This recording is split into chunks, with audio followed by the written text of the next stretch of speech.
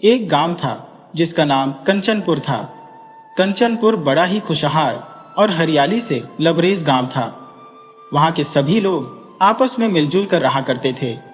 उस गांव में एक प्रसिद्ध ज्योतिषी भी रहते थे जो भविष्यवाणियां किया करते थे। अब तक आचार्य योगदत्त की कोई भी भविष्यवाणी गलत साबित नहीं हुई थी। गांव के लोग उनकी बहुत इज्जत करते थे और उनकी भविष्यवाणी को पत्थर की लकीर मानते थे। हर साल कार्तिक पूर्णिमा पर आचार्य जी गांव में एक भव्य यज्ञ का आयोजन करते थे, जिसकी तैयारी पूरे गांव के लोग मिलकर करते थे। आने वाले कल को कार्तिक पूर्णिमा थी और गांव के सभी लोग इस यज्ञ की तैयारी में जोर शोर से लगे हुए थे। इसी गांव में शकुंतला नाम की एक औरत अपने पति कैलाश के साथ रहती थी। शकुंतला भी यज्ञ की तैयारी में जुटी हुई थी, लेकिन इस बार उसकी खुशी का कारण कुछ और भी था। वह गर्भवती थी। उसने अपने पति से कहा, देखो जी, कल हम आचार्य जी से अपने बच्चे के भविष्य के बारे में पूछेंगे। भगवान से उसके लिए प्रार्थना भी करेंगे। आप क्या कहते हैं? कैलाश मुस्कुराते हुए शकुंतला के पास आता है और कहता है, हाँ हाँ, जरूर पूछेंगे आचार्य जी से, और यह भी पूछेंगे कि लड़का होगा या लड़की, क्योंकि मुझे तो लड़की चाहिए।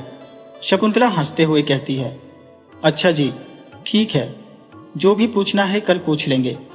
अभी रात बहुत हो गई है, सो जाते हैं, सुबह जल्दी उठना भी है। इतना कहकर वे दोनों खाना खाने लगते हैं। बहुत सारी बातें करने के बाद वे अपने घर का दरवाजा बंद करके सो जाते हैं। अगली सुबह का इंतजार करते हुए सुबह होते ही सूरज निकल आया था और पूरा गांव सज चुका था। हर कोई अपनी अपनी पूजा की तैयारी करके पूजा स्थल की ओर जा रहा था। आचार्य जी अग्निकुंड के सामने बैठकर यज्ञ की तैयारी कर रहे थे। उनके साथ 4 और पंडित भी बैठे हुए थे। गांव के सभी अमीर लोग आगे बैठे थे और बाकी लोग पीछे खड़े थे। शकुंतला और कैलाश भी उसी भीड़ में खड़े हो गए। शकुंतला अपने हाथ में पूजा की थाली ली खड़ी थी, लेकिन भीड़ की वजह से थाली बार बार उसके हाथ से छूटने लगी। शकुंतला थाली को संभालते हुए आगे बढ़ने की कोशिश करती है, जिससे वह लड़खड़ाने लगती है। कैलाश उसे पीछे से पकड़ लेता है और थाली अपने हाथ में ले लेता है।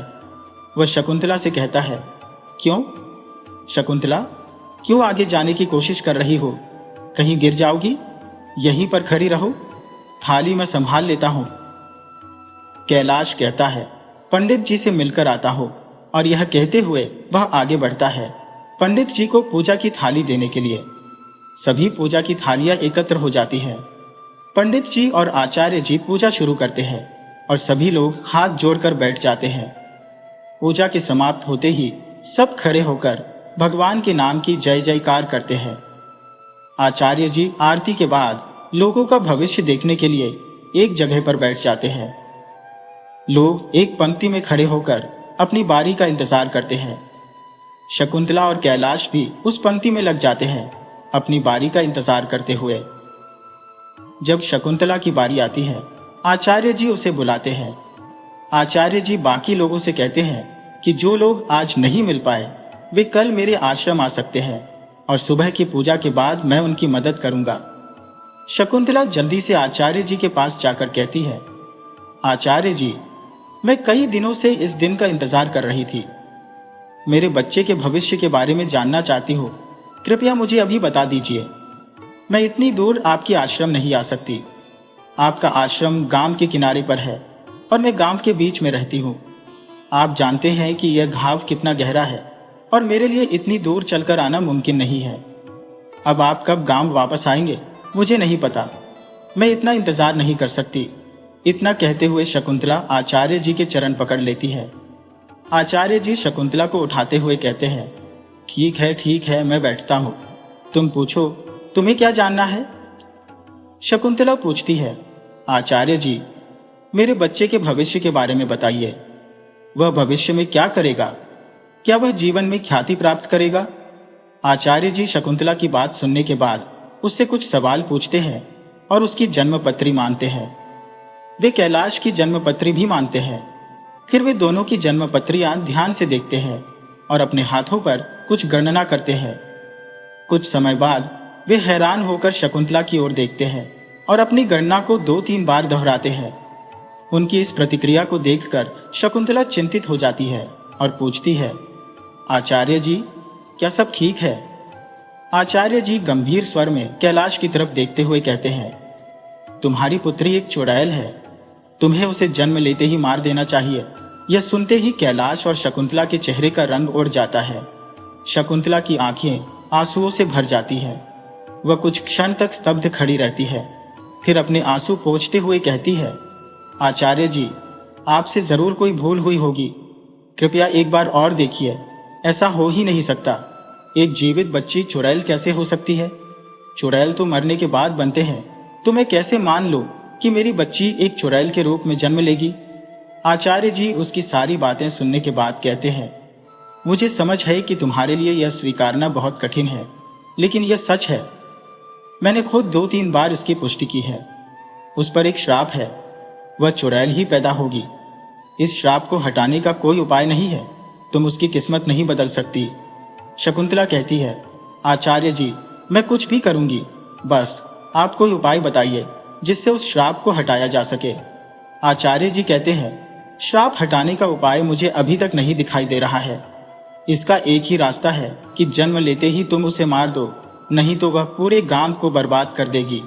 शकुंतला और कैलाश के दिल जैसे किसी ने मरोड़ दिए हो जब उन्होंने यह सुना। शकुंतला, जो अपने जज्बातों से बुरी तरह टूट चुकी थी, वहीं धरती पर बैठकर फूट फूट कर रोने लगी। कैलाश ने उसे सहारा दिया और घर चलने के लिए कहा, मगर शकुंतला के कदम घर जाने को तैयार नहीं थे। वह आचार्य जी से दृढ़ता से बोली, आचार्य जी, मेरी बेटी चुड़ैल नहीं है और मैं इसे साबित करके रहूंगी। यहाँ मौजूद हर एक इंसान इस बात का गवाह बनेगा कि आपकी भविष्यवाणी गलत साबित होगी। उसके शब्द गांव वालों के कानों में पड़े। कुछ ने उसकी बातों को अनसुना कर दिया, मगर कुछ लोगों ने उसे ताना मारते हुए कहा, ये औरत आचार्य जी की भविष्यवाणी को चुनौती दे रही है। ये पागल हो गई है अपने बच्चे के लिए, इसे गांव से बाहर निकाल देना चाहिए। शकुंतला और कैलाश ने ये बातें सुनी और कैलाश का खून खौलने लगा। वह कुछ कहने को था कि शकुंतला ने उसका हाथ पकड़कर कहा, रहने दो जी, कोई फायदा नहीं। ये लोग वही कहेंगे और सोचेंगे जो आचार्य जी ने कहा है। लेकिन मैं एक बात कहना चाहती हूँ, जो होगा उसे सिर्फ भगवान तय करते हैं और आचार्य जी भगवान नहीं है। मुझे अपने भगवान पर पूरा विश्वास है। मैं अपनी बच्ची के साथ कुछ गलत नहीं होने दूंगी। इतना कहकर शकुंतला ने कैलाश का हाथ पकड़ा और वहां से चली गई। सभी लोग उन्हें जाते हुए देखते रहे, मगर कोई भी उनके पक्ष में बोलने की हिम्मत नहीं जुटा पाया। आचार्य जी के खिलाफ जाने का साहस किसी में नहीं था। घर पहुंचते ही शकुंतला ने अपना सामान बांधना शुरू कर दिया। कैलाश ने यह देखकर पूछा, शकुंतला, ये सब क्या कर रही हो? शकुंतला ने बेमन से जवाब दिया, हम इस गांव को छोड़ देंगे। कैलाश गुस्से से चिल्लाया, तुम पागल हो गई हो क्या? हम कहां जाएंगे? ये गांव छोड़कर कहां रहेंगे? चुपचाप खाना खाओ और सो जाओ, कल इस पर बात करेंगे। शकुंतला ने बिना कुछ कहे सामान को वहीं छोड़ दिया और 2 थाली में खाना निकालकर बोली, ठीक है, खा लो, मैं भी खा लेती हूँ। कैलाश को शकुंतला का यह रवैया अजीब लगा, मगर वह भी चुपचाप खाने बैठ गया। उसने बात करने की कोशिश की, लेकिन शकुंतला ने कोई जवाब नहीं दिया। कैलाश ने सोचा कि वह नाराज है, बाद में ठीक हो जाएगी। शाम होने पर कैलाश घर से बाहर जाने लगा, मगर शकुंतला ने उससे कुछ नहीं पूछा, जो वह पहले अक्सर किया करती थी। कैलाश को लगा कि शकुंतला इस बार बहुत नाराज है। उसने एक बार शकुंतला को देखा, जो अपने काम में लगी थी, और फिर बाहर चला गया। रात में जब वह घर लौटा तो देखा कि शकुंतला सो रही थी। वह भी चुपचाप सो गया। सुबह होते ही कैलाश काम पर चला गया।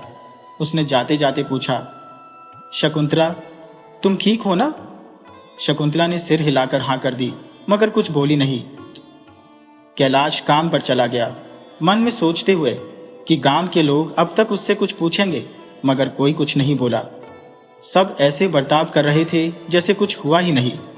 मंदिर में भी जब शकुंतला गई तो उसने सोचा कि कोई कुछ पूछेगा, मगर वहां भी सब मौन थे। गांव वालों के इस रवैये ने कैलाश और शकुंतला को उलझन में डाल दिया, मगर उन्होंने भी किसी से कुछ नहीं कहा। इस तरह दिन बीतते गए और आखिरकार शकुंतला ने एक सुंदर बच्ची को जन्म दिया। उसकी खूबसूरती देखकर गांव के लोग हैरान रह गए। कोई भी उसे देखकर नहीं कह सकता था कि वह चुड़ैल बन सकती है।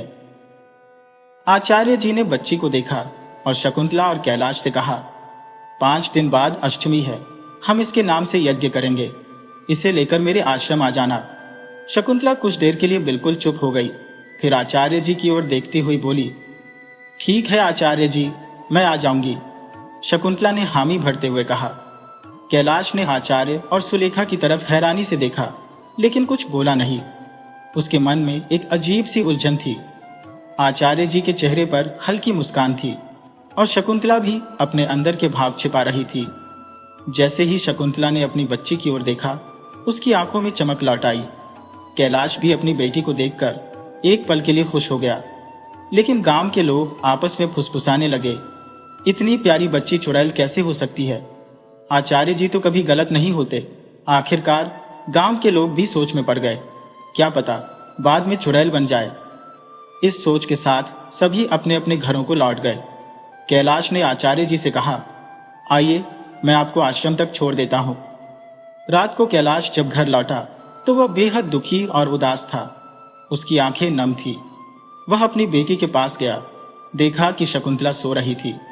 उसने धीरे से बच्ची का हाथ देखा तो उसमें तलवार का एक हल्का सा निशान था। इस निशान को देखकर कैलाश कांप गया और घबराहट में पीछे हट गया। वह पास रखी टेबल से टकरा गया और उस पर रखा पानी का गिलास नीचे गिर गया। गिलास गिरने की आवाज से शकुंतला की नींद टूट गई। उसने कैलाश से पूछा, इतनी देर क्यों हो गई? कैलाश डर के मारे हिचकिचाते हुए बोला, कुछ काम था इसलिए देर हो गई। शकुंतला ने कोई जवाब नहीं दिया और वापस सो गई। कैलाश भी सोने की कोशिश करता रहा, लेकिन नींद उसकी आंखों से कोसों दूर थी। वह रात भर जागता रहा, बिस्तर पर करवटें बदलता रहा। आज अष्टमी थी। 4 दिन कैसे बीत गए पता ही नहीं चला। शकुंतला बहुत खुश थी और पूरी तल्लीनता से पूजा की तैयारी में लगी हुई थी। उसने कैलाश से कहा, जल्दी करो नहीं तो हमें देर हो जाएगी। अब कैलाश और शकुंतला अपनी बेटी को लेकर आश्रम पहुंचे, जहां पहले से ही सारी तैयारियां हो चुकी थी। कैलाश ने शकुंतला से कहा, तुम यहीं इंतजार करो, मैं आचार्य जी से बात करके आता हूं और यह पूजा की सामग्री हवन कुंड के सामने रख देता हूं। इतना कहकर कैलाश वहां से चला गया। शकुंतला हवन कुंड के पास सारी सामग्री रखने लगी। तभी उनकी बेटी जोर जोर से रोने लगी।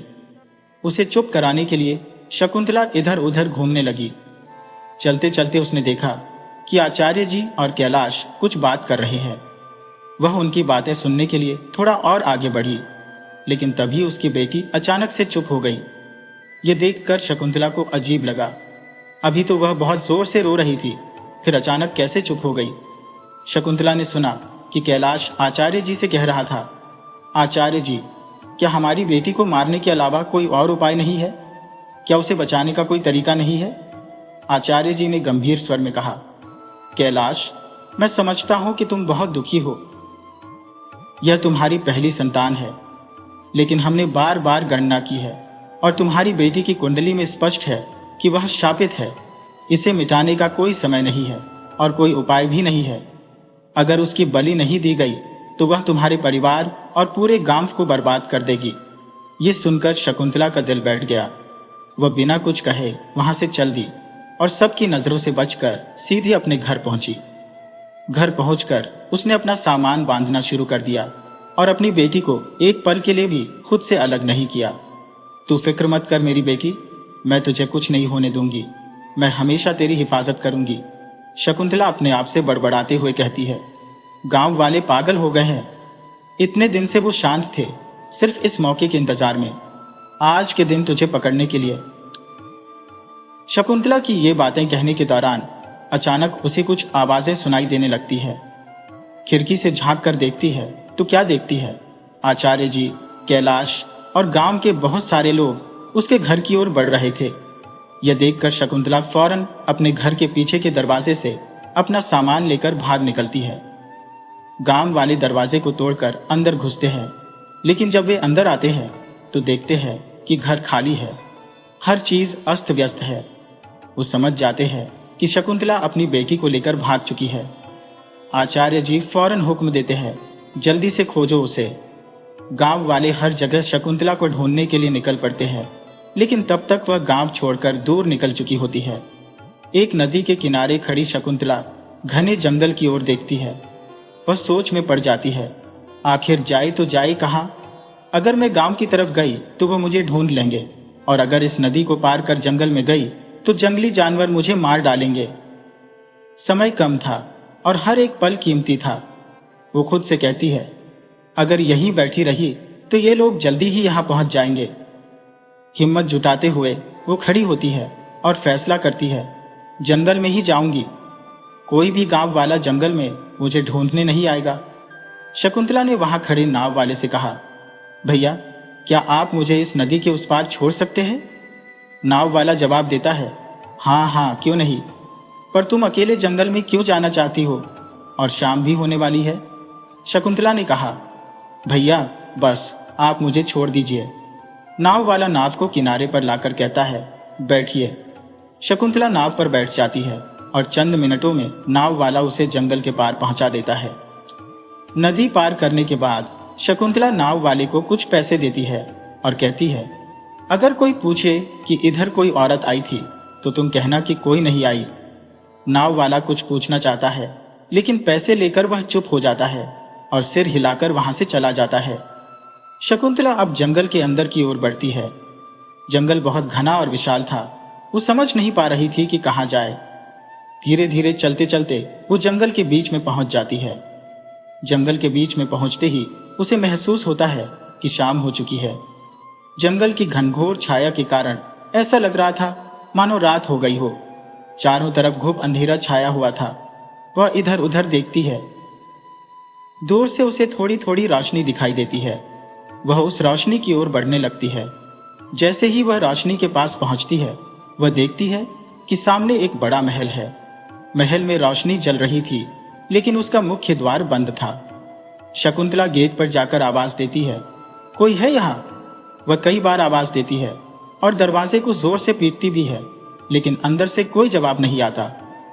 वह दरवाजे को जोर से धक्का देती है और दरवाजा अचानक खुल जाता है। अंदर घुसते ही शकुंतला देखती है कि महल बहुत ही गंदा और वीरान पड़ा हुआ है, जैसे सदियों से यहाँ कोई ना आया हो। उसके पास और कोई चारा न था, इसलिए वह महल के अंदर जाने का फैसला करती है और कोई कमरा ढूंढने लगती है। उसे अजीब लगता है कि महल के हर कमरे में रोशनी जल रही है, परंतु सारे कमरे निचले तल पर थे। जब उसने देखा कि नीचे बेडरूम नहीं है, तो वह ऊपर जाने के लिए सीढ़ियों की ओर बढ़ती है।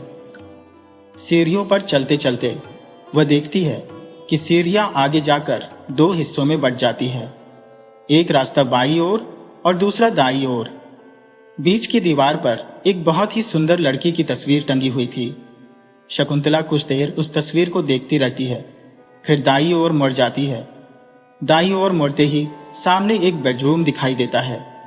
शकुंतला उस बेडरूम में जाती है। वहां हर चीज सफेद चादर से ढकी हुई थी। वह एक बेड की चादर हटाती है और अपनी बेटी को उस पर सुला देती है। थोड़ी सफाई करने के बाद वह खुद भी सोने के लिए लेट जाती है। सुबह उठने पर शकुंतला देखती है कि महल दिन में और भी ज्यादा खूबसूरत लग रहा था। वह सोच में पड़ जाती है, मेरे पास खाने पीने की चीजें बहुत कम बची हैं, जो 2 दिन से ज्यादा नहीं चलेंगी। मुझे जंगल से बाहर निकलने का कोई और रास्ता ढूंढना होगा। शकुंतला को यह पता नहीं था कि जंगल के किस कोने में उसे कोई काम मिल सकता है। इसलिए उसने तय किया कि वह रोज एक नई दिशा में जाएगी और वहां के पेड़ों पर निशान बनाकर अपनी दिशा चिन्हित करती जाएगी। यह सोचकर जैसे ही शकुंतला निकलने को हुई, उसे याद आया कि उसे अपनी बेटी को भी साथ ले जाना होगा। वह उसे अकेला छोड़ नहीं सकती थी। उसने अपनी बेटी को गोद में उठा लिया और उसे लेकर महल से बाहर निकल आई। चलते चलते उसने अपनी नन्ही बेटी की ओर देखा और मन में सोचा, अभी तक मैंने इसका नाम भी नहीं रखा है। वह महल के बाहर निकलते हुए बोली, बेटी, आज मैं तेरा नाम रखूंगी। फिर सोचते सोचते उसने कहा, तू बहुत दिव्य है, जैसे दीपक की रोशनी, इसलिए आज से तेरा नाम दीप्ति रहेगा। करीब 1 घंटे की यात्रा के बाद उसे एक गांव दिखाई दिया। शकुंतला ने उस गांव में काम ढूंढना शुरू किया। वह एक सिलाई की दुकान पर गई और मालिक से बोली, भैया, मुझे सिलाई का काम बहुत अच्छे से आता है। मैं अपने पिछले गांव में भी यह काम करती थी। क्या आप मुझे काम देंगे? सिलाई वाला शकुंतला से पूछता है। तुम इतनी छोटी बच्ची को लेकर सिलाई कर पाओगी? शकुंतला ने उसे दिलासा देते हुए कहा, भैया मैं संभाल लूंगी, आप बस मुझे एक मौका दीजिए। सिलाई वाले ने कहा, ठीक है, कल से आओ, तुम्हारे काम को देखकर फैसला करूंगा कि तुम्हें रखना है या नहीं। शकुंतला खुशी खुशी दुकान मालिक को धन्यवाद कहकर वापस लौट आई। अगले दिन उसे काम मिल गया और उसकी जिंदगी कुछ हद तक पटरी पर लौटने लगी। धीरे धीरे वक्त गुजरा और दीप्ति बड़ी होती गई। अब दीप्ति 20 साल की हो चुकी थी। एक दिन जब शकुंतला रोज की तरह शाम को अपने काम से घर लौटी तो उसने देखा कि दीप्ति उस पुरानी पेंटिंग के सामने खड़ी है।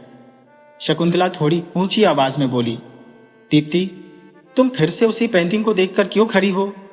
दीप्ति मुस्कुराते हुए शकुंतला की ओर मुड़ी और कहा, माँ, ये पेंटिंग कितनी सुंदर है, और देखो मैं भी बिल्कुल इस पेंटिंग वाली लड़की जैसी दिखती हूँ। शकुंतला ये देखकर चौंक गई, क्योंकि वाकई दीप्ति उस पेंटिंग की लड़की जैसी ही दिख रही थी। उसकी वही मुस्कान, वही चेहरा और वही लंबे बाल। शकुंतला को एक अजीब सा डर महसूस हुआ। शकुंतला ने दीप्ति से पूछा, बिटिया, तुम इस पेंटिंग के साथ क्या कर रही हो? दीप्ति ने मुस्कुराते हुए कहा, माँ, आप हमेशा इस पेंटिंग के पीछे क्यों पड़ी रहती हो? देखो, मैं तो बिल्कुल इस पेंटिंग की लड़की जैसी दिखती हूँ। अगर कोई हमारे घर आएगा तो उसे लगेगा कि मैं किसी राजा की बेटी हूँ। शकुंतला ने दीप्ति को गंभीरता से देखा और कहा, तो फिर मेरे सवालों का जवाब नहीं दे रही? अगर तूने मेरी बात नहीं मानी तो मैं इस पेंटिंग को उठाकर फेंक दूंगी। दीप्ति ने हंसते हुए माँ को गले लगाया और कहा, माँ, आप इतना परेशान क्यों हो रही हो? चलिए मैं आपके लिए चाय बनाती हूँ। शकुंतला को फिर से बहुत सारे सवालों ने घेर लिया, जो सब दीप्ति से जुड़े हुए थे। दीप्ति चाय लेकर आई और शकुंतला के पास बैठकर बोली, माँ, आज मैं कॉलेज में फर्स्ट आई हूँ, इसलिए आप चाय पियो और ज्यादा मत सोचो। शकुंतला ने कहा, बिटिया, मैं कुछ भी नहीं सोच रही, आज मैं बहुत थक गई हूँ, तो आज खाना बना ले। इतना कहकर शकुंतला हंसते हुए अपने कमरे में चली गई। दीप्ति ने मुंह बनाते हुए कहा, माँ, मैं खाना नहीं बनाऊंगी। लेकिन शकुंतला ने कोई जवाब नहीं दिया। आखिरकार दीप्ति खाना बनाने चली गई। जब दीप्ति किचन में चली गई तो शकुंतला उसके कमरे में गई और उसका सामान चेक करने लगी, जैसा कि वह रोज करती थी। सामान चेक करने के बाद शकुंतला वापस किचन में आई और देखा कि दीप्ति अपने हाथों से सब्जियां काट रही थी, मगर सब्जियां हवा में तैर रही थी। ये देखकर शकुंतला चिल्ला पड़ी और दीप्ति के हाथ पकड़ ली। इससे सब्जियां और बर्तन जमीन पर गिर पड़े। शकुंतला ने दीप्ति को डांटते हुए कहा, तुझे कितनी बार कहा है कि अपनी इन शक्तियों का इस्तेमाल मत किया कर, पर तू मेरी बात सुनती ही नहीं। दीप्ति ने शांत स्वर में कहा, माँ, पहले तो आप शांत हो जाओ। मैं किसी के सामने अपनी शक्तियों का प्रयोग नहीं करती, पर यहाँ तो। दीप्ति का जवाब अधूरा रह गया और शकुंतला के मन में फिर से चिंता की लहरें दौड़ने लगी। तो अब कोई नहीं है, इसलिए ऐसा कर रही हो, शकुंतला ने गंभीरता से कहा। लेकिन दीप्ति ने सवाल उठाया, माँ, मेरी शक्तियां हैं, तो मैं उनका इस्तेमाल क्यों न करूं? उसकी आवाज में एक दृढ़ता थी। दीप्ति अपनी शक्तियों को रोकना नहीं चाहती थी, बल्कि उन्हें और भी अधिक निखारना चाहती थी। वह अपनी शक्तियों का पूरा इस्तेमाल करना चाहती थी, लेकिन शकुंतला चाहती थी कि दीप्ति एक साधारण इंसान की तरह जीवन जिए। शकुंतला नहीं चाहती थी कि दीप्ति अपनी शक्तियों का प्रदर्शन करे, पर दीप्ति जानती थी कि वह सामान्य इंसान नहीं है और साधारण बनकर नहीं रह सकती। इसी बात को लेकर दोनों के बीच अक्सर बहस होती रहती थी। शकुंतला ने कई बार दीप्ति को समझाने की कोशिश की, तुम्हारी शक्तियों को देखकर लोग डर जाएंगे, तुमसे दूर भागेंगे, इसलिए इनका इस्तेमाल मत करो बिटिया। इस पर दीप्ति ने शकुंतला को आश्वस्त करते हुए कहा, माँ, मैं अपनी शक्तियों का इस्तेमाल किसी इंसान के सामने नहीं करूंगी, लेकिन अकेले में उनका अभ्यास कर सकती हूँ। इस तरह की बहस हर बार बिना किसी हल के समाप्त हो जाती थी। शकुंतला उदास हो जाती, लेकिन दीप्ति हमेशा की तरह उसे मना लेती और दोनों साथ में खाना खा लेते। सुबह होते ही शकुंतला हर रोज की तरह जल्दी उठ जाती, नाश्ता तैयार करती और दीप्ति को उठाती।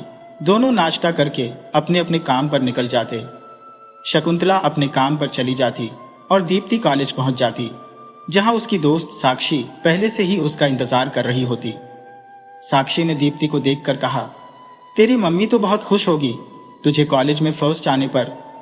इस पर दीप्ति उदास चेहरा बनाते हुए बोली, छोड़ ना साक्षी, मम्मी हमेशा मुझसे किसी न किसी बात पर नाराज हो जाती है, मुझे तो उन्हें मनाना पड़ता है।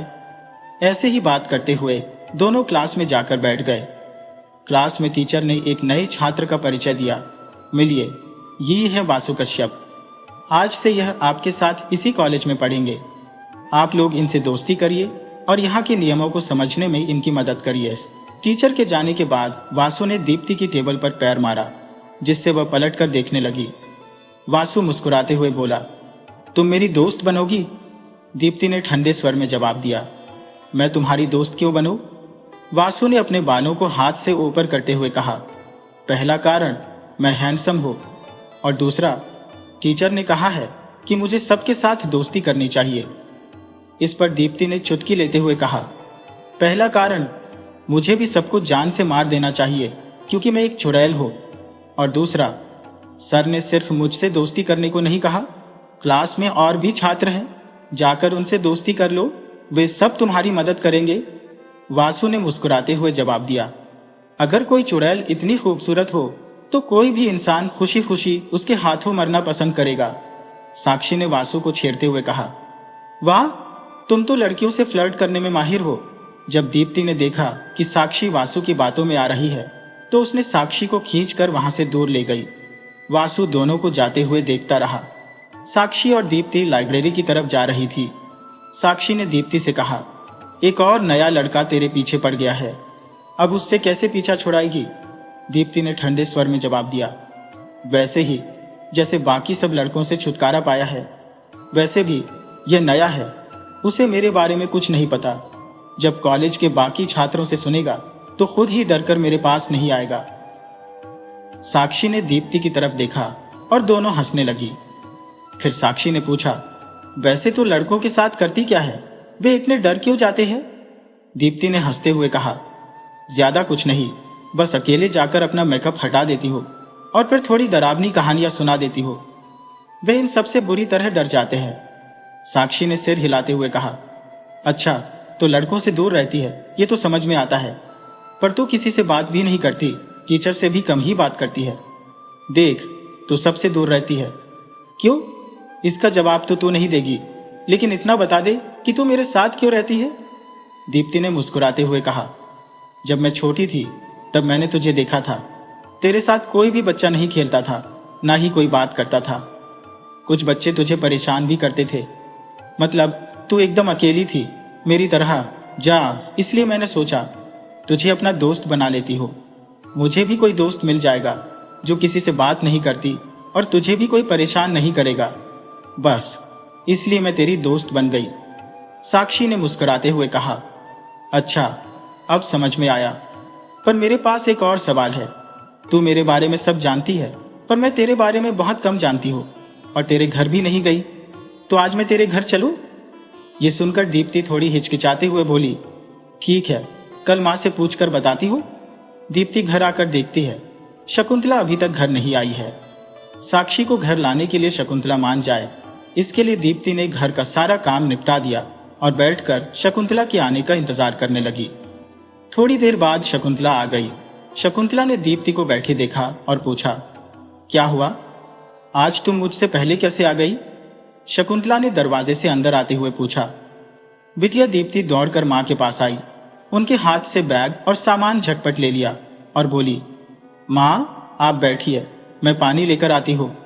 जब दीप्ति पानी लेकर आई, शकुंतला उसकी तरफ देखकर बोली, मैं जानती हूँ तुझे मुझसे कुछ चाहिए, लेकिन उससे पहले मेरी बात सुन ले, एक बड़ी खुशखबरी है। दीप्ति उत्सुकता से बोली, माँ जल्दी बताओ, वो खुशखबरी सिर्फ आपके लिए है या मेरे लिए भी? शकुंतला ने मुस्कुराते हुए कहा, यह खुशखबरी हम दोनों के लिए है। बिटिया, जिस शहर में मैं काम करती हूँ वहां मुझे एक नया घर मिल गया है, अब हम इस भूतिया हवेली में नहीं रहेंगे। ये सुनते ही दीप्ति के चेहरे से खुशी गायब हो गई। थोड़े गुस्से में उसने कहा, माँ, ये हवेली भूतिया नहीं है और मैं इसे छोड़कर कहीं नहीं जाऊंगी। अगर आपको जाना है तो आप जा सकती हैं। शकुंतला ने दीप्ति को समझाने की कोशिश की। हम हमेशा यहाँ क्यों रहना चाहती हो बेटिया, इस हवेली में? मैं नहीं चाहती कि तू यहाँ रहे, लेकिन हम लोग जल्दी ही शहर वाले घर में जाएंगे, समझ गई ना? दीप्ति फिर वही बात दोहराते हुए बोली। माँ, मैं इस हवेली को छोड़कर कहीं नहीं जाऊंगी। इतना कहकर वह पल में वहां से गायब हो गई।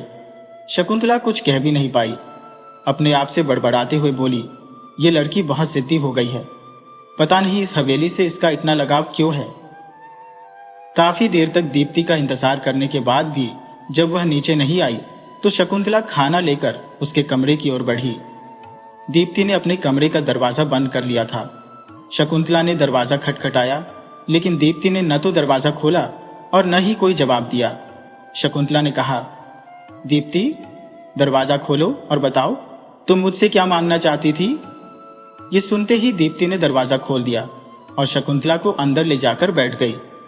यह देखकर शकुंतला मुस्कुराते हुए बोली, तो अब तुझे कुछ चाहिए तो गुस्सा ठंडा हो गया? मुझे समझ नहीं आता बेटिया, 2 मिनट के लिए मुझसे गुस्सा क्यों हो जाती है जब तुम ज्यादा देर तक गुस्सा नहीं रह पाती? दीप्ति ने जवाब दिया, माँ, क्योंकि इसी 2 मिनट के गुस्से में मैं आपको मना लेती हूँ अपनी किसी भी बात के लिए। आप मेरे गुस्से से डर जाती है। शकुंतला ने पूछा, तो क्या ये सब कॉलेज में भी करती है?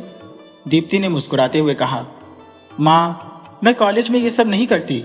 जो मेरी एक फ्रेंड है साक्षी, जिसे आप जानती हैं, मुझे आपसे साक्षी को यहाँ बुलाने के लिए पूछना था।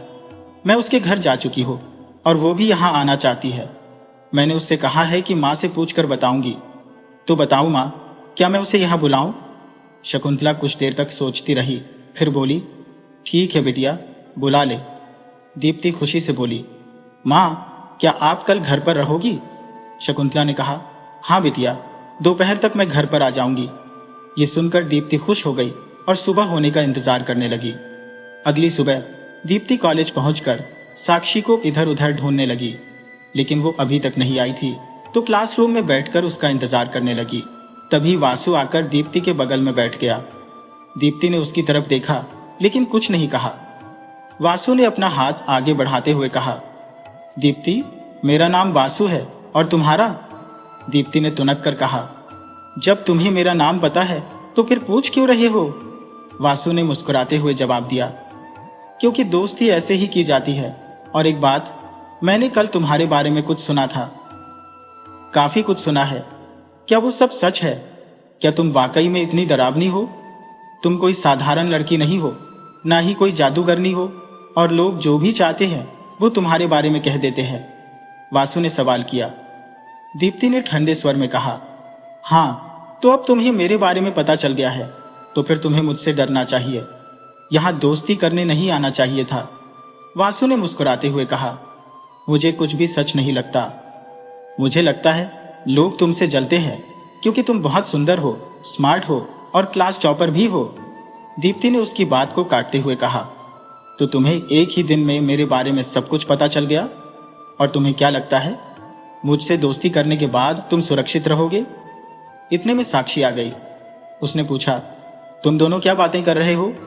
वासु ने साक्षी की ओर देखकर कहा, हेलो साक्षी, एक बात बताओ, तुम दीप्ति की दोस्त हो? साक्षी ने जवाब दिया, हाँ, मैं उसकी दोस्त हूं, पर तुम क्यों पूछ रहे हो? वासु ने दीप्ति की ओर मुड़कर कहा, साक्षी तुम्हारी दोस्त है और वो सुरक्षित है तो मैं भी सुरक्षित रहूंगा। तुम बस मेरी दोस्त बन जाओ। इतना कहकर वासु वहां से चला गया। साक्षी ने दीप्ति से पूरी बात पूछी। जब दीप्ति ने उसे सब कुछ बता दिया तो साक्षी ने कहा, मुझे लगता है ये लड़का तुम्हारे साथ काफी आगे बढ़ेगा। दीप्ति ने हंसते हुए कहा, देखते हैं कितना आगे जाता है। साक्षी ने बात बदलते हुए पूछा, छोड़ ये सब और बता, तेरी माँ ने मुझे घर बुलाने के बारे में क्या कहा? दीप्ति उदास हो गई। उसे उदास देखकर साक्षी भी मायूस हो गई और बोली, क्या मना कर दिया तेरी माँ ने? कोई बात नहीं। अचानक दीप्ति मुस्कुराते हुए बोली, नहीं, माँ मान गई है, आज उन्होंने तुझे बुलाया है। साक्षी खुश हो गई और बोली, अरे दीप्ति, तुमने तो मुझे डरा ही दिया था, ऐसे मुंह बनाकर कह रही थी। लेकिन मैं बहुत खुश हूं कि मैं तुम्हारे घर चलने वाली हूं। दोनों महल की ओर चल पड़ी। साक्षी ने देखा कि दीप्ति उसे जंगल की ओर ले जा रही है, तो उसने हैरान होकर पूछा, दीप्ति, तुम मुझे जंगल की ओर क्यों ले जा रही हो? दीप्ति हंसते हुए बोली, चिंता मत कर साक्षी, मैं तुझे जंगल में मारने नहीं ले जा रही हूँ। जंगल के बीच में ही मेरा महल है। साक्षी चौंक गई और बोली, क्या महल? तू महल में रहती है? दीप्ति ने कहा, हाँ, तू चल, मैं तुझे सब दिखाती हूँ। साक्षी सिर हिलाते हुए दीप्ति के साथ चलने लगी। पीछे खड़ा वासु दोनों को जंगल में जाते देखता रहा और फिर वहां से चला गया। दीप्ति और साक्षी जब महल के पास पहुंची तो साक्षी महल को देखकर चौंक गई।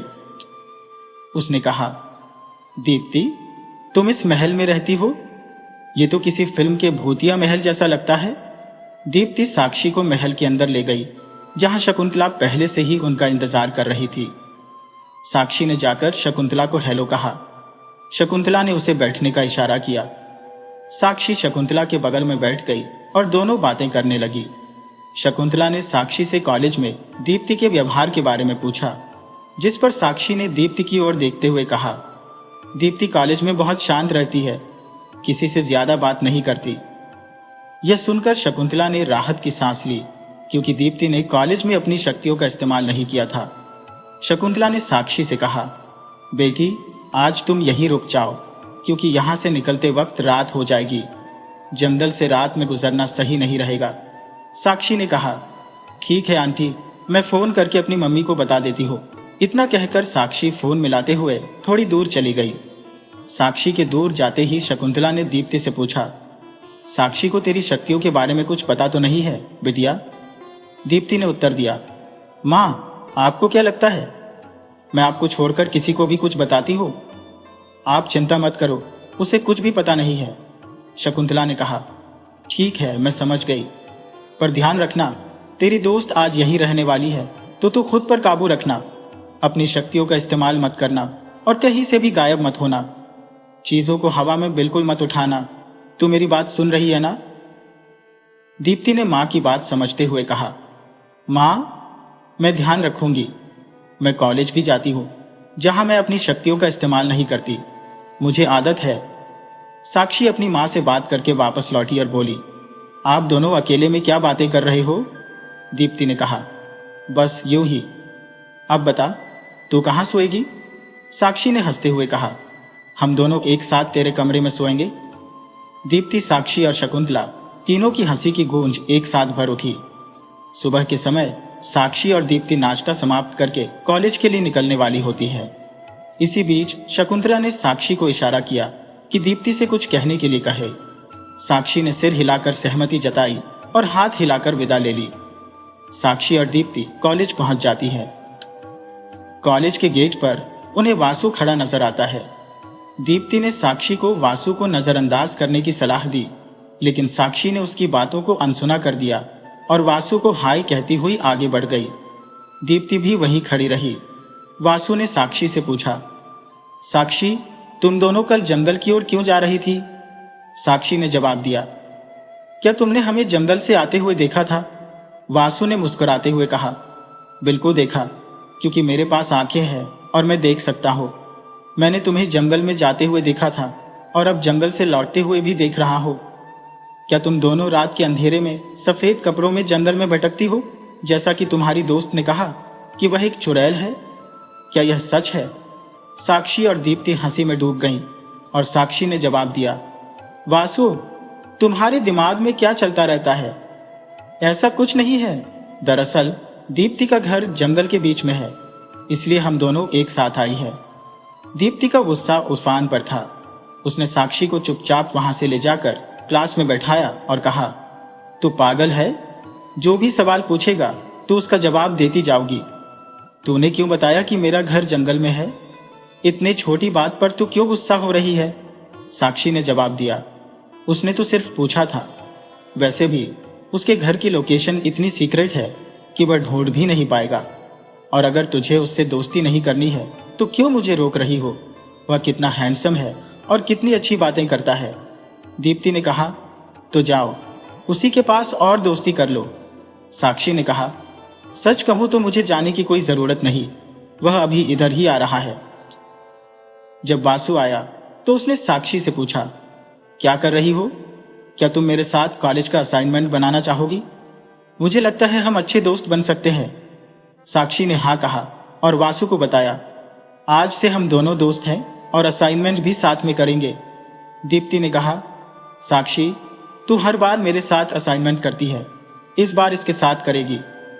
साक्षी ने हंसते हुए कहा, दीप्ति, तू थोड़ी सी पकड़ाऊ है। तेरे साथ असाइनमेंट करने से ऐसा लगता है जैसे मैं 2 असाइनमेंट कर रही हूं, लेकिन वासु के साथ असाइनमेंट करने में मजा आएगा। दीप्ति ने वासु से कहा, अरे तुम तो बहुत हैंडसम हो, क्लास की सारी लड़कियां तुम्हारे पीछे पड़ी है। देखो, सब तुम्हारी तरफ देख रही है। अगर तुम एक बार बोलोगे तो कोई भी लड़की तुम्हारे साथ असाइनमेंट करने को तैयार हो जाएगी। वासु हंसते हुए बोला, चलो, तुमने मुझे हैंडसम माना, और साक्षी के बारे में तो तुम जानती ही हो, वह हर बार मेरे साथ असाइनमेंट करती है। इस बार हम दोनों साथ करेंगे। तुम किसी लड़के से क्यों नहीं पूछ लेती? तुम भी तो बहुत खूबसूरत हो, कोई भी लड़का तुम्हारे साथ असाइनमेंट करने के लिए तैयार हो जाएगा। दीप्ति ने तुनकते हुए कहा, क्या तुम सोचते हो कि कोई भी लड़का मेरे साथ असाइनमेंट करना चाहेगा? सब मुझसे डरते हैं। साक्षी के अलावा कोई भी मेरे साथ असाइनमेंट नहीं करना चाहता। वासु ने पूछा, क्यों सब लोग तुमसे डरते हैं? साक्षी ने हंसते हुए कहा, दीप्ति बुरी नहीं है, बस वह लोगों से दूर रहती है, इसलिए वह गुस्सा करती है कि कोई उससे बात न करे। यह सब सुनकर वासु चुपचाप सोचते हुए वहां से चला गया। साक्षी ने उसकी अजीब आदतों पर ध्यान देते हुए कहा, वह कितना अजीब लड़का है, समझ में नहीं आता कब क्या करता है। फिर साक्षी ने दीप्ति को ढूंढना शुरू कर दिया। दीप्ति लाइब्रेरी में अकेली बैठी सोच विचार में डूबी थी। उसके मन में यह उलझन थी कि अब वो असाइनमेंट किसके साथ करेगी। तभी उसने देखा कि वासु उसकी तरफ आ रहा है, लेकिन उसने तुरंत ही अपना चेहरा दूसरी दिशा में घुमा लिया। साफ सुथरी और स्पष्ट सी साक्षी ने पास आकर मुस्कुराते हुए कहा, यार, तू इतनी छोटी सी बात पर बुरा मान गई? मैं तो मजाक कर रही थी, मैं असाइनमेंट तेरे साथ ही करूंगी। साक्षी की बात सुनकर दीप्ति के चेहरे पर हल्की मुस्कान आ गई। उसे मुस्कुराते देख साक्षी ने सोचा कि अब सही वक्त है दीप्ति से वह बात करने का जो उसकी मां ने उसे कहा था। उसने धीमे स्वर में कहा, दीप्ति, देख, बुरा मत मानना, मेरे घर के बगल में एक बहुत अच्छा घर है जो अभी खाली हो रहा है। तू क्यों नहीं अगले हफ्ते शिफ्ट हो जाती? फिर हम दोनों साथ रहेंगे। कितना अच्छा होगा ना? और आंटी भी तो यही चाहती है। दीप्ति ने साक्षी को घूरते हुए जवाब दिया, तो मां ने तुझे भी अपने प्लान में शामिल कर लिया है? मुझे समझ नहीं आता, मां को इस हवेली से क्या प्रॉब्लम है? कितनी शांत और सुंदर जगह है यह हवेली। साक्षी ने उसे समझाते हुए कहा, तुझे पता है ऐसी हवेलियों में कितनी कहानियां दफन होती है, और तेरी हवेली तो कितनी पुरानी है, जंगल के बीचों बीच। आंटी इसलिए कह रही है कि किसी अच्छी जगह पर रहना चाहिए। दीप्ति ने पलटकर जवाब दिया, हम बचपन से इस हवेली में रह रहे हैं, आज तक तो कुछ हुआ नहीं। ये सब फिल्मी दुनिया की बातें हैं साक्षी, असल जिंदगी में ऐसा कुछ नहीं होता। साक्षी ने निराश होकर कहा, पता नहीं इस हवेली में ऐसा क्या है जो तू इसे छोड़ना नहीं चाहती। आंटी बहुत परेशान है तुझे समझाते समझाते, वो तो थक गई है। खैर, अब बहुत हो गया, चल अब घर चलते हैं, कल मिलते हैं। दीप्ति ने हामी में सिर हिलाया और दोनों घर की ओर निकल पड़ी। अगले दिन दीप्ति और साक्षी जैसे ही कॉलेज पहुंची, वासु अचानक उनके सामने आकर खड़ा हो गया। उसके साथ एक और लड़का भी था। साक्षी ने गुस्से में पूछा, ये क्या मजाक है? हम डर गए ना? वासु दीप्ति के करीब आकर मुस्कुराते हुए बोला, तुम्हारी दोस्त भी डर गई क्या? दीप्ति ने साक्षी को चलने का इशारा किया और दोनों वहां से जाने लगी। तभी वासु ने दीप्ति का हाथ पकड़कर रोक लिया। दीप्ति ने गुस्से में वासु की तरफ देखा और एक झटके में अपना हाथ छुड़ाकर बोली, तुम्हारी प्रॉब्लम क्या है? ये सब क्यों कर रहे हो? वासु थोड़ा उदास होकर बोला, मैं जानता हूं तुम्हें मुझ में कोई इंटरेस्ट नहीं है, लेकिन मैं एक बार कोशिश करना चाहता हूं। चलो एक समझौता करते हैं, हम साथ में असाइनमेंट करते हैं। अगर इन 2 महीने में मैं तुम्हें जरा भी अच्छा नहीं लगा तो मैं कभी तुम्हें अपना चेहरा नहीं दिखाऊंगा। दीप्ति थोड़ी देर सोचती रही और फिर उसने वासु से हाथ मिलाया। ठीक है, लेकिन अपना प्रॉमिस याद रखना। वासु ने उत्साह से सिर हिलाया और मुस्कुराते हुए कहा, मैं वादा निभाऊंगा। तभी वासु का दोस्त जो उसके साथ आया था मजाकिया अंदाज में बोला, वासु, तू तो मुझे अपने नए दोस्तों से मिलवाने वाला था और खुद ही उलझा हुआ है किसी और काम में। वासु ने हंसते हुए अपने दोस्त की तरफ देखा और कहा, सॉरी यार, भूल गया था, अब मिलवाता हूं। उसने साक्षी की तरफ इशारा करते हुए कहा, ये मेरी फ्रेंड साक्षी है और ये है साक्षी की फ्रेंड दीप्ति। सुमीत, जो वासु का दोस्त था, उसने दीप्ति की तरफ हाथ बढ़ाते हुए कहा, मैं सुमीत। दीप्ति ने हाथ मिलाते हुए कहा, मैं दीप्ति। सुमीत मुस्कुराते हुए बोला, तुमसे मिलकर बहुत अच्छा लगा दीप्ति। मैं कब से तुमसे मिलना चाह रहा था। हम एक ही कॉलेज में हैं, पर कभी मिल नहीं पाए। वासु ये सब देख थोड़ा चिढ़ गया और बोला, दीप्ति, इससे मिलकर तुम्हें अच्छा लगा और मुझे देखकर गुस्सा आता है? दीप्ति मुस्कुराते हुए बोली, हाँ बिल्कुल। वासु की यह बात सुनकर सुमित हंसने लगा। साक्षी ने बीच में टोकते हुए कहा, वासु, तुम्हें जलन हो रही है क्या? वासु ने झिझकते हुए कहा, नहीं साक्षी, मुझे जलन नहीं हो रही, मुझे तो बस थोड़ा अजीब लग रहा है। मुझसे तो हमेशा गुस्से में बात करती है और इससे कैसे मुस्कुराकर बातें कर रही है?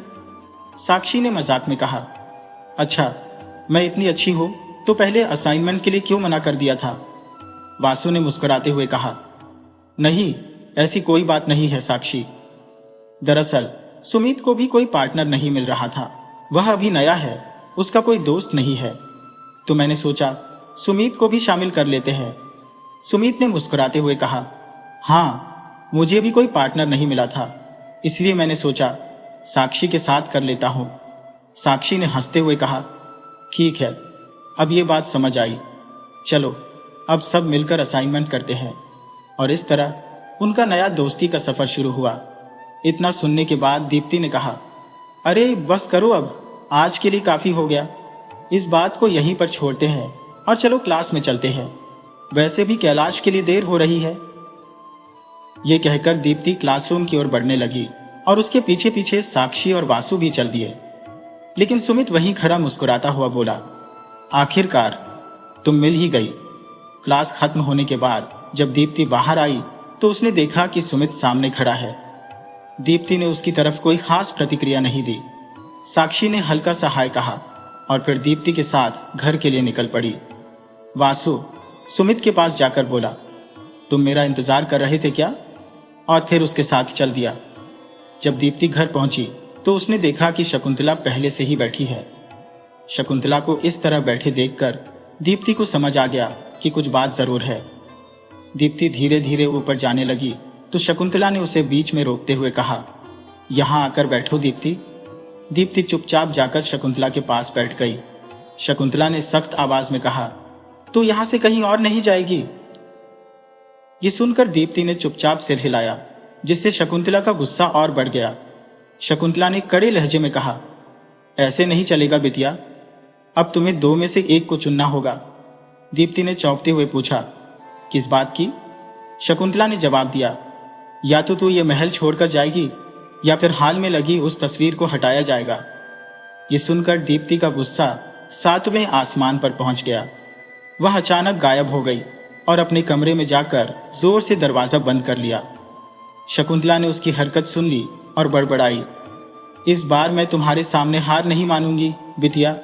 रात बीत गई। सुबह होते ही शकुंतला दीप्ति के कमरे में गई। उसने दरवाजे को धक्का दिया तो वह खुल गया। अंदर जाकर देखा तो दीप्ति वहां नहीं थी। शकुंतला थोड़ा घबरा गई और तुरंत दीप्ति को फोन किया। दीप्ति ने कॉल उठाते हुए कहा, माँ आप चिंता मत करो, मैं गुस्सा नहीं हूं, मुझे कुछ काम था इसलिए जल्दी कॉलेज आ गई, घर आने के बाद सब बता दूंगी। दीप्ति की बात सुनकर शकुंतला को थोड़ी राहत मिली और वह नाश्ता करके अपनी कंपनी के लिए निकल गई। उधर दीप्ति उदास मन से कॉलेज के आसपास टहल रही थी। थोड़ी देर बाद वासु वहां आया और दीप्ति को देखकर उसके पास बातें करने के लिए चला गया। दीप्ति ने पहले ही कहा, आज मेरा मूड ठीक नहीं है, मुझसे बातें मत करना। वासु ने हंसते हुए कहा, तुमसे बात जरूर करूंगा, तभी तो तुम्हारा गुस्सा उतरेगा। दीप्ति ने उसकी ओर देखकर कहा, तुम्हारे पास कोई ऐसी बात है जो मुझे गुस्सा नहीं दिलाए? वासु ने मुस्कुराते हुए कहा, ठीक है, चलो चाय पीते हैं और बात करते हैं। इतना कहकर वासु चाय लेने चला गया। थोड़ी देर बाद वह दोनों हाथों में चाय के कप लेकर लौटा और एक कप दीप्ति की ओर बढ़ा दिया। दीप्ति ने चाय ले ली और वासु को भी बैठने का इशारा किया। वासु दीप्ति के पास बैठ गया और थोड़ी देर तक उसे देखता रहा। फिर बोला, तुम बहुत उदास लग रही हो, कुछ हुआ क्या आज? दीप्ति ने ठंडी आवाज में कहा। हाँ, मैं उदास हूं, लेकिन कोई खास बात नहीं है। वासु ने फिर पूछा, तो आज इतनी सुबह क्यों आई हो? दीप्ति ने उसकी बात काटते हुए कहा, मेरी छोड़ो, तुम भी तो जल्दी आए हो।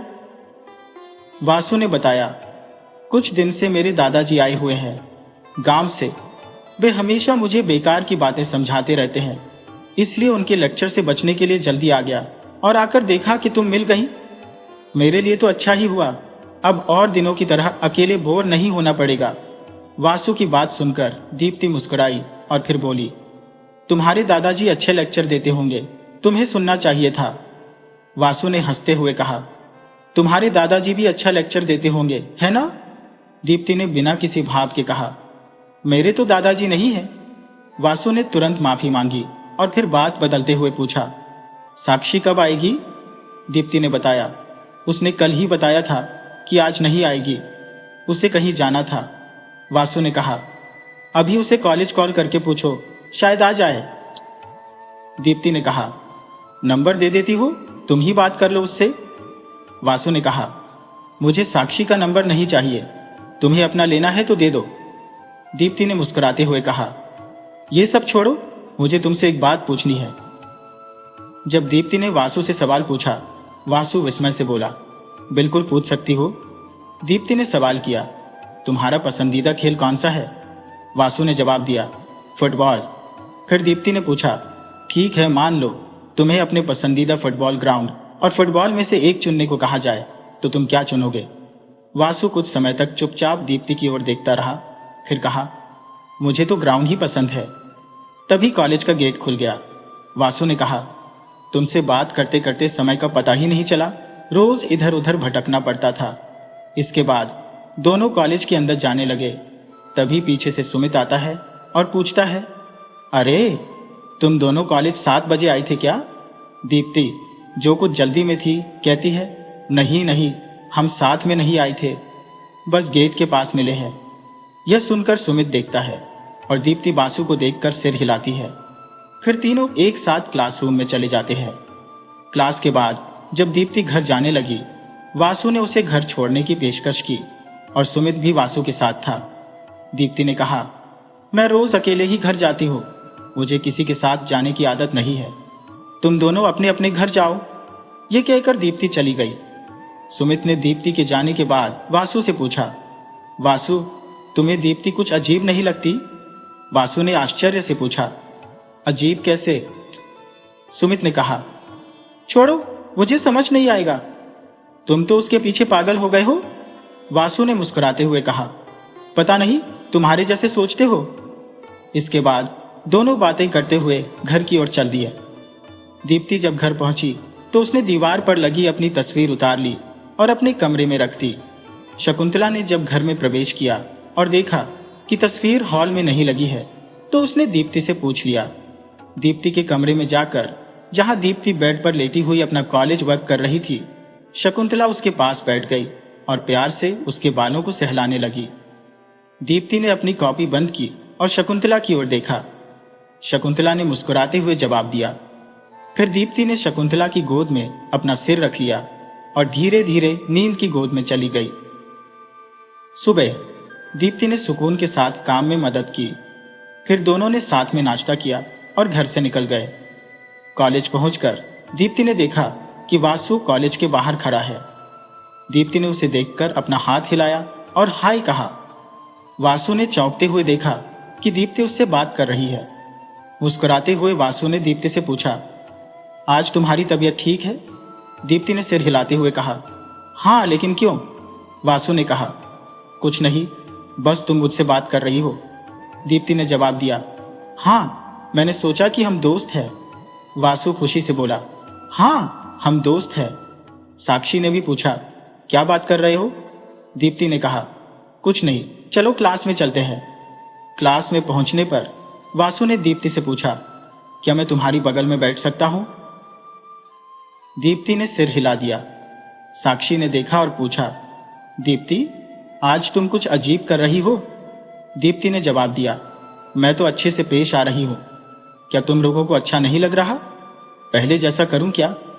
साक्षी और वासु ने हंसते हुए सिर हिला दिया। क्लास खत्म होते ही दीप्ति ने कहा, आज से असाइनमेंट शुरू करते हैं, बहुत लेट हो गए हैं। पहले से ही साफ कहने लगे, हाँ, सबको आधे आधे बांट दिया होगा। फिर कहने लगे, आज से ही असाइनमेंट शुरू करना है, लेकिन मेरे पास तो अभी तक कुछ भी नहीं है। साक्षी ने कहा, कोई बात नहीं, कल से शुरू कर लेंगे। अपने दोस्त सुमित को भी बता देना। अगले दिन सभी कॉलेज पहुंचे और असाइनमेंट की रूपरेखा पर चर्चा करने लगे। साक्षी ने सुझाव दिया, लाइब्रेरी में असाइनमेंट करते हैं, वहां काफी शांति रहती है, हम आराम से काम कर सकते हैं। तीनों ने सहमति में सिर हिलाया। तभी सुमित ने सवाल किया, तो 2 लोगों को मिलकर एक असाइनमेंट पूरा करना है? साक्षी ने कहा, हाँ, इसीलिए मैं सोच रही थी कि पहले ही तय कर लें कि कैसे और कहां करेंगे। दीप्ति ने बीच में ही कहा, पहले क्लास में चलते हैं, क्लास का टाइम हो गया है। क्लास खत्म होने के बाद लाइब्रेरी में मिलेंगे और उस समय जो डिसाइड करेंगे। सभी ने क्लास में जाने का निर्णय लिया। क्लास जल्दी ही समाप्त हो गई और दीप्ति लाइब्रेरी में पहुंच गई, लेकिन वहां कोई नहीं था। दीप्ति ने लाइब्रेरी में रखी किताब मुक्ति के द्वार पढ़नी शुरू कर दी। थोड़ी देर बाद सुमित और साक्षी वहां आ गए। दीप्ति ने बुक बंद कर दी। वासु ने दीप्ति से बुक ले ली और पूछा, तुम मुक्ति के द्वार क्यों पढ़ रही हो? दीप्ति, तुम्हें कुछ और पढ़ना चाहिए, शायद कोई थ्रिलर या रोमांस। दीप्ति ने नापसंदगी जताते हुए कहा, तुम्हें जो पढ़ना है पढ़ो, मुझे सलाह मत दो। पहले यह बताओ कि तुम लोग इतनी देर से कहां थे? साक्षी ने जवाब दिया, हम पास ही घूम रहे थे। दीप्ति ने कहा, ठीक है, अब 5 बज चुके हैं, मैं घर जा रही हूं। साक्षी ने चिंतित होकर पूछा, अगर तुम चली जाओगी तो हमारा असाइनमेंट कैसे पूरा होगा? दीप्ति ने जवाब दिया, हम इसे नहीं कर पाएंगे, इसलिए हर वीकेंड पर हम किसी के घर मिलते हैं। इतना कहकर दीप्ति वहां से निकल गई। साक्षी ने देखा कि दीप्ति कुछ अलग व्यवहार कर रही है और पूछा, क्या तुम लोगों को भी ऐसा ही लगता है? वासु और सुमित ने सिर हिलाया और वासु ने कहा, चलो अब हम भी घर चलते हैं। अगले दिन कॉलेज के गेट पर वासु ने दीप्ति को रोकते हुए पूछा, कल तुम इतनी जल्दी क्यों चली गई थी? दीप्ति ने उत्तर दिया, कुछ नहीं, मुझे जल्दी घर जाना था और देर भी हो गई थी, इसलिए जल्दी चली गई। वासु ने कहा, ठीक है, मुझे लगा तुम गुस्सा हो गई हो क्योंकि मैंने तुम्हारी बुक ले ली थी। दीप्ति मुस्कुराते हुए बोली, मुझे इतनी छोटी बात पर गुस्सा नहीं आता, इससे पता चलता है कि तुम बहुत ही मासूम हो। वासु ने उसकी आंखों में देखकर मुस्कुराते हुए कहा, सच में? दीप्ति भी उसकी आंखों में देखने लगी। थोड़ी देर तक दोनों ऐसे ही खड़े रहे, तभी साक्षी आ गई। साक्षी ने देखा और पूछा, तुम दोनों यहां क्या कर रहे हो? वासु और दीप्ति ने चौंकते हुए जवाब दिया, हम बस बातें कर रहे थे। साक्षी ने पूछा, कल वीकेंड है, क्या सोचा है तुम लोगों ने? दीप्ति ने कहा, हम साक्षी के घर चलते हैं असाइनमेंट के लिए। लेकिन साक्षी ने बीच में ही कहा, हम वासु के घर पर मिलते हैं। सुमित ने कहा, मेरे बिना भी अच्छा है, हम मिलते हैं। वासु ने कहा, नहीं, मेरे दादाजी अभी मेरे घर पर है, वो लेक्चर देकर तुम्हें परेशान करेंगे। सुमित ने कहा, तो चलो मेरे घर पर मिलते हैं, वैसे भी मैं अकेला रहता हूं तो सब यहां मिलते हैं। सभी को सुमित का प्रस्ताव सही लगा और उन्होंने स्वीकार कर लिया।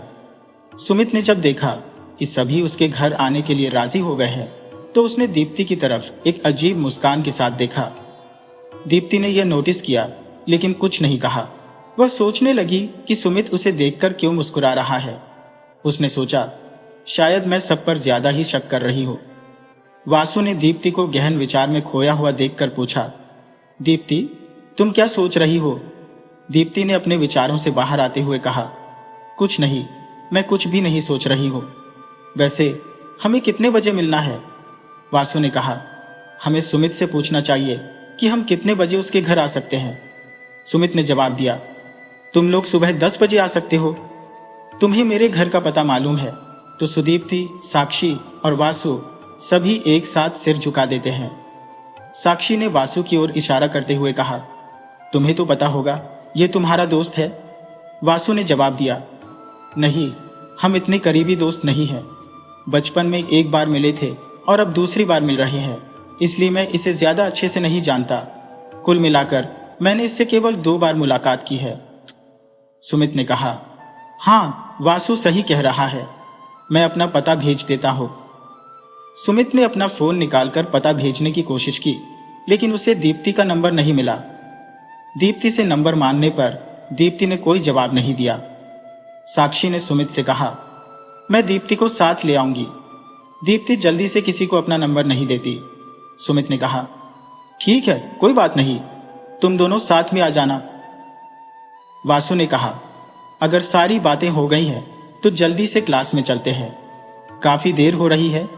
वासु की बात सुनकर सभी को लगा कि कहीं क्लास शुरू ना हो जाए और वे जल्दी से क्लास की ओर चल दिए। क्लास खत्म होने के बाद सभी अपने अपने घर लौट गए। जब दीप्ति अपने घर पहुंची तो देखा कि उसकी मां शकुंतला पहले ही घर आ चुकी है और खाने के लिए कई चीजें लाई है। पेपर में देखे तो सब उसकी पसंद के खाने थे। दीप्ति ने एक बर्गर उठाया और खाने लगी। उसने मां से पूछा, मां, आप यह सब क्यों लाई हो? आज क्या खास दिन है? शकुंतला ने जवाब दिया, नहीं बिटिया, बस आज मन किया कि तुम्हें कुछ अच्छा खिलाऊं। दीप्ति ने शकुंतला को देखते हुए सोचा, मां आज खुश नजर आ रही है, अभी उन्हें बता देती हो कि मुझे कल 10 बजे से सुमित के घर जाना है। लेकिन उसने सोचा, अगर मम्मी को बताऊंगी कि मैं किसी लड़के के घर जा रही हूं तो जान ही देगी। इसीलिए उसने साक्षी का नाम लिया और कहा, मां, मुझे कल 10 बजे से साक्षी के घर जाना है। कॉलेज का कुछ काम है? शकुंतला ने बिना कोई सवाल किए हाँ कर दी। दीप्ति खुश हो गई कि मां ने हाँ कर दिया। फिर दोनों मां बेटी खाना खाकर सोने चली गई। अगले दिन सुबह दीप्ति तैयार होकर 9 बजे ही घर से निकल गई। घर से बाहर आकर उसने साक्षी को कॉल किया। साक्षी ने कॉल उठाकर कहा, मैं तुम्हारे घर आ रही थी लेकिन रास्ता भूल गई। मैं अपना लोकेशन शेयर कर रही हूं, तुम आ जाओ। दीप्ति ने कहा, ठीक है, मैं आ रही हूं। जब दीप्ति साक्षी के पास पहुंची तो देखा कि साक्षी बेहद खूबसूरत लग रही थी। दीप्ति ने कहा, तू आज बड़ी सुंदर लग रही है। साक्षी ने जवाब दिया, हाँ, क्योंकि मैंने 1 घंटे तक मेकअप किया है। फिर साक्षी ने कहा, मुझे कुछ सामान भी लेना है? दीप्ति ने हंसते हुए पूछा, अच्छा, मेकअप करने से इतनी सुंदर लग रही हो, लेकिन क्या लेना है? साक्षी ने कहा, मुझे बस एक किताब लेनी है जो मैंने अभी तक नहीं ली। असाइनमेंट के लिए कुछ आइडिया मिल जाएगा। फिर दोनों सुमित के घर के नीचे पहुंच गईं। वहां उन्होंने देखा कि वासु पहले से ही खड़ा है। साक्षी ने वासु से पूछा, क्या तुम हमारे इंतजार में खड़े थे? वासु ने साक्षी को नजरअंदाज करते हुए दीप्ति के पास जाकर प्यारी सी मुस्कान के साथ कहा, चलो दीप्ति। दीप्ति ने मुस्कुराते हुए बिना कुछ कहे बस सिर हिलाकर वासु के साथ चल दी। साक्षी ने मुंह चिढ़ाते हुए उनके पीछे पीछे चलना शुरू किया। कॉलोनी में घुसने के बाद उन्हें सुमित का रूम नंबर नहीं पता चला। सुमित को फोन करके सुमित बाहर आ गया और 2nd फ्लोर से हाथ हिलाकर इशारा किया कि मैं यहां हूं, आ जाओ। तीनों सुमित के घर पहुंच गए। साक्षी ने कहा, तुम्हारा घर तो काफी छोटा है। सुमित ने जवाब दिया, दीप्ति, तुम्हारा घर बहुत सुंदर है, तुमने अकेले ही इसे बहुत अच्छे से रखा है, साफ सुथरा है। सुमित ने सभी से पूछा, किसी क्या चाहिए? दीप्ति ने कहा, मुझे कॉफी चाहिए। वासु और साक्षी ने भी कॉफी के लिए हाँ कर दिया। सुमित ने सभी के लिए कॉफी बनाई और सब लोग आराम से बात करने लगे। साक्षी ने कहा, मेरी कुछ चीजें एक घर पर छूट गई हैं, बस तुम मेरे साथ चलो, जल्दी चलेंगे और जल्दी वापस आएंगे। वासु ने खंडित भाव से कहा, नहीं, मैं यहीं रहूंगा, तुम सुमित को लेकर चली जाओ। साक्षी ने आपत्ति जताई, यह सुमित का घर है, उसे हम कैसे ले जा सकते हैं? वासु ने आग्रह किया, चलो जल्दी चलो, फिर लौट आएंगे। साक्षी की लगातार जिद के बाद वासु ने जाना मान लिया और दोनों साथ निकल पड़े। दीप्ति ने वासु की ओर देखकर कहा, जल्दी आना। वासु मुस्कुराया और जवाब में हाथ से जल्दी आऊंगा कहकर चल दिया। साक्षी और वासु के वहां से जाने के बाद सुमित ने दीप्ति से कहा, चलो मैं तुम्हें अपना कमरा दिखाता हूँ। दीप्ति ने इनकार किया, लेकिन सुमित की बार बार की जिद के बाद वह उसके साथ कमरे में चली गई। सुमित कमरे में जाकर अपनी अलमारी से कुछ निकालने लगा। दीप्ति ने पूछा, तुम क्या कर रहे हो? सुमित ने एक शीशी निकालते हुए कहा, तुम्हें अपने बारे में बताना है कि तुम बाकी लोगों से कितनी अलग हो, या तुम्हारे पास कुछ विशेष है? दीप्ति आश्चर्यचकित होकर पूछा, तुम कहना क्या चाहते हो? सुमित ने शीशी का पानी हाथ में लिया और दीप्ति पर छिड़क दिया। दीप्ति की त्वचा पर पानी गिरते ही उसे जलन महसूस होने लगी। वह अपनी जगह से हिल नहीं पाई और अपनी शक्तियों का उपयोग करने की कोशिश की, लेकिन कुछ भी काम नहीं आया। सुमित हंसते हुए बोला, मैं तुम्हारी शक्तियों के बारे में बात कर रहा था। तुम्हारे बारे में सुनी कहानियां तो बहुत ज्यादा थी, लेकिन तुम तो काफी कमजोर निकली। दीप्ति ने चौंकते हुए पूछा, तुम्हें मेरी शक्तियों के बारे में कैसे पता चला और तुम्हें किसने बताया? सुमित हंसते हुए बोला, तुम्हें पता नहीं, तुम्हारी शक्तियों के बारे में काफी बातें सुन चुका हूं। फिर उसने शीशी से और पानी लेकर दीप्ति पर छिड़क दिया। दीप्ति ने दर्द से चीख मारी और सुमित धीरे धीरे उसके पास से हटने लगा। तभी अचानक दरवाजे पर दस्तक हुई। साक्षी ने अंदर जाकर देखा। सुमित थोड़ी दूरी पर खड़ा था और दीप्ति अपने हाथों से अपने गले को दबा रही थी, चीख रही थी। वासु ने सुमित को दीप्ति के सामने से हटाया और उसे धक्का दे दिया, जिससे उसका सिर दीवार से टकराया। सुमित सिर पकड़े हुए गिर पड़ा। वासु ने सुमित पर ध्यान दिए बिना दीप्ति के पास जाकर उसके हाथ हटाए और पूछा, दीप्ति, तुम ठीक हो ना?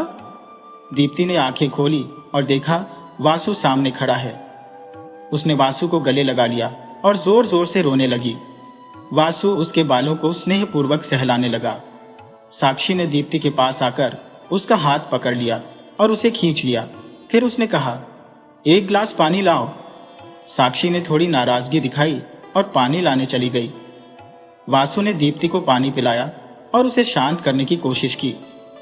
जब दीप्ति शांत हो गई, वासु ने सुमित की कॉलर पकड़कर उससे पूछा, बताओ, तुमने क्या किया? सुमित ने हंसते हुए कहा, मुझे क्यों पूछ रहे हो? शायद मैं झूठ बोल दूं। वासु ने सुमित के रंगे हुए कॉलर को देखा और सुमित से पूछा, बताओ, क्या हुआ था? दीप्ति ने वासु और साक्षी की ओर देखा। वह वासु सुदीप्ति के पास जाकर कहता है, देखो, जो भी तुम्हें बताना है खुलकर बताओ। डरने की जरूरत नहीं है, यह सोचने की जरूरत नहीं कि वह मेरा दोस्त है। मैं फिर भी तुम्हें छोड़ने वाला नहीं हूं। बस बताओ। सुदीप्ति ने शांत नजरों से सबको देखा और थोड़ी देर सोचने के बाद कहा, वासु, ऐसी कोई बात नहीं है। मुझे छिपकली से बहुत डर लगता है और सुमित ने मुझ पर छिपकली फेंक दी थी, इसलिए मैं चीख पड़ी थी। सबको डराने के लिए सॉरी। सुमित ने सुनकर चौंकते हुए कहा, वाओ, तुम्हें सच में छिपकली से इतना डर लगता है? इतना कहकर सुमित जोर से हंस पड़ा। दीप्ति बस उसकी ओर एकटक देखती रही और बोली, जो भी हो, लेकिन तुम मेरी दीप्ति से दूर रहो, क्योंकि मुझे यकीन नहीं है कि यह बात सच है। सुमित ने हैरान नजरों से वासु की ओर देखा और कहा, वासु, तुम पागल हो गए हो? मेरी दीप्ति के पीछे लगे हो? क्या तुम इस लड़की से प्यार करने लगे हो? वासु ने उत्तेजना से जवाब दिया, हाँ, पागल हो गया हो इसके पीछे और प्यार भी करता हो। तो तुम क्या करोगे? सुमित ने वासु को शांत करते हुए कहा, दुनिया में इतनी सारी लड़कियां हैं, तुम्हें सिर्फ यही मिली थी।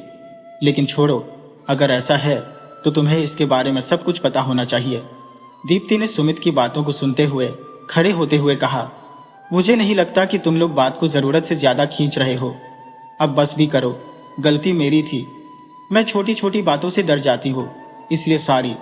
साक्षी ने कहा, तुमने इन दोनों में लड़ाई भी करवा दी और अब अच्छी बन रही हो।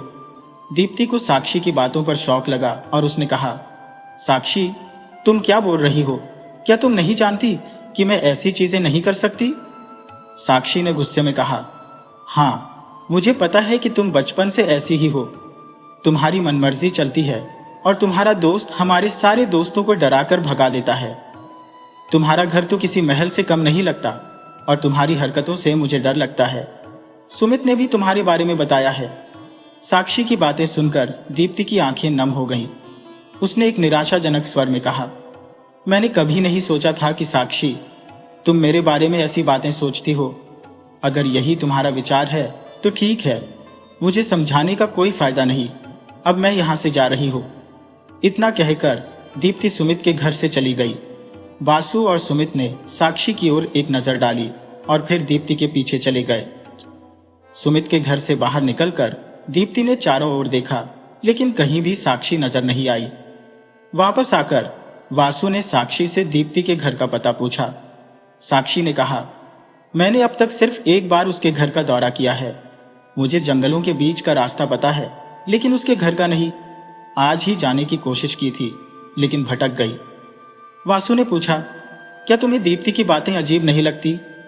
साक्षी ने जवाब दिया, मुझे कुछ भी अजीब नहीं लगता।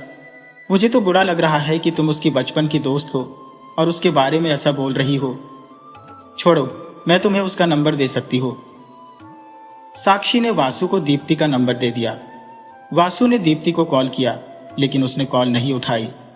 घर पहुंचते ही दीप्ति ने देखा कि उसकी मां के साथ एक व्यक्ति बैठा है जो लगभग उसकी मां की उम्र का लगता है। दीप्ति के आते ही उसकी मां और वह व्यक्ति खुशी से उसकी ओर देखने लगे। दीप्ति की मां ने आकर कहा, बेटा, इनके पैर छुओ, ये तुम्हारे पापा हैं। दीप्ति ने चौंक कर अपनी मां से पूछा, आप क्या कह रही हैं?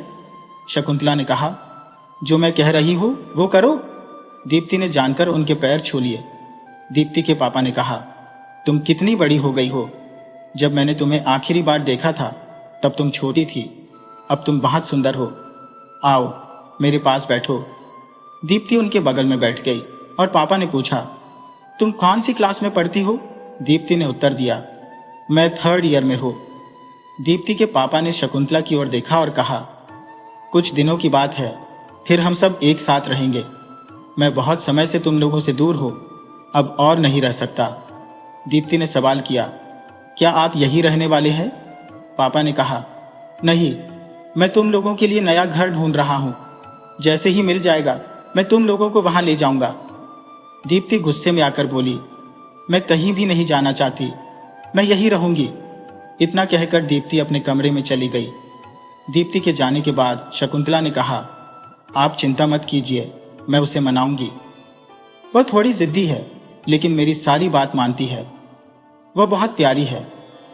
क्या आप में कुछ बदलाव महसूस हो रहा है? पापा ने थोड़े घबराए हुए कहा, नहीं, ऐसा कोई बदलाव नहीं है, वह बिल्कुल नॉर्मल है। शकुंतला और उसके पति देर तक बातें करते रहे। दीप्ति ऊपर के कमरे में बैठी सब कुछ सुन रही थी और सोच रही थी, मेरे पापा यहाँ कैसे आए और माँ ने उनके साथ जाने के लिए कैसे मान लिया? और क्यों झूठ बोल रही है कि मैं नॉर्मल हूँ? मुझे कुछ भी समझ नहीं आ रहा है। सुबह से मेरे साथ ये सब क्या हो रहा है? सुमित को मेरी शक्तियों के बारे में कैसे पता चला और वह चीज उसने मुझ पर क्यों डाली? मेरा शरीर क्यों जल रहा था? क्या उसके हाथ कहीं और भी लगे हैं? अगर उसके साथ अन्य लोग भी शामिल हैं तो उन्हें मेरे बारे में जरूर पता चल गया होगा। पर सवाल यह है कि उनका पता कैसे चला? मैंने सुमित के सामने कभी कोई अदृश्य शक्तियां नहीं दर्शाई, न ही कोई और बात की। ये कैसे संभव हो सकता है? इतनी जिंदगी जी चुकी हो, लेकिन मुझे कभी भी कुछ भी तुरंत समझ में नहीं आता। अगर मैं पागल हो जाऊं तो भी मैं इंसान की तरह ही बर्ताव कर रही हूं। नीति की नजर उसके फोन पर जाती है जो लगातार बज रहा था। दीप्ति ने फोन उठाया और देखा कि एक नया नंबर है। कॉल उठाते ही उसने पूछा, हेलो, कौन? आवाज आई, दीप्ति, बासु बोल रहा हूं।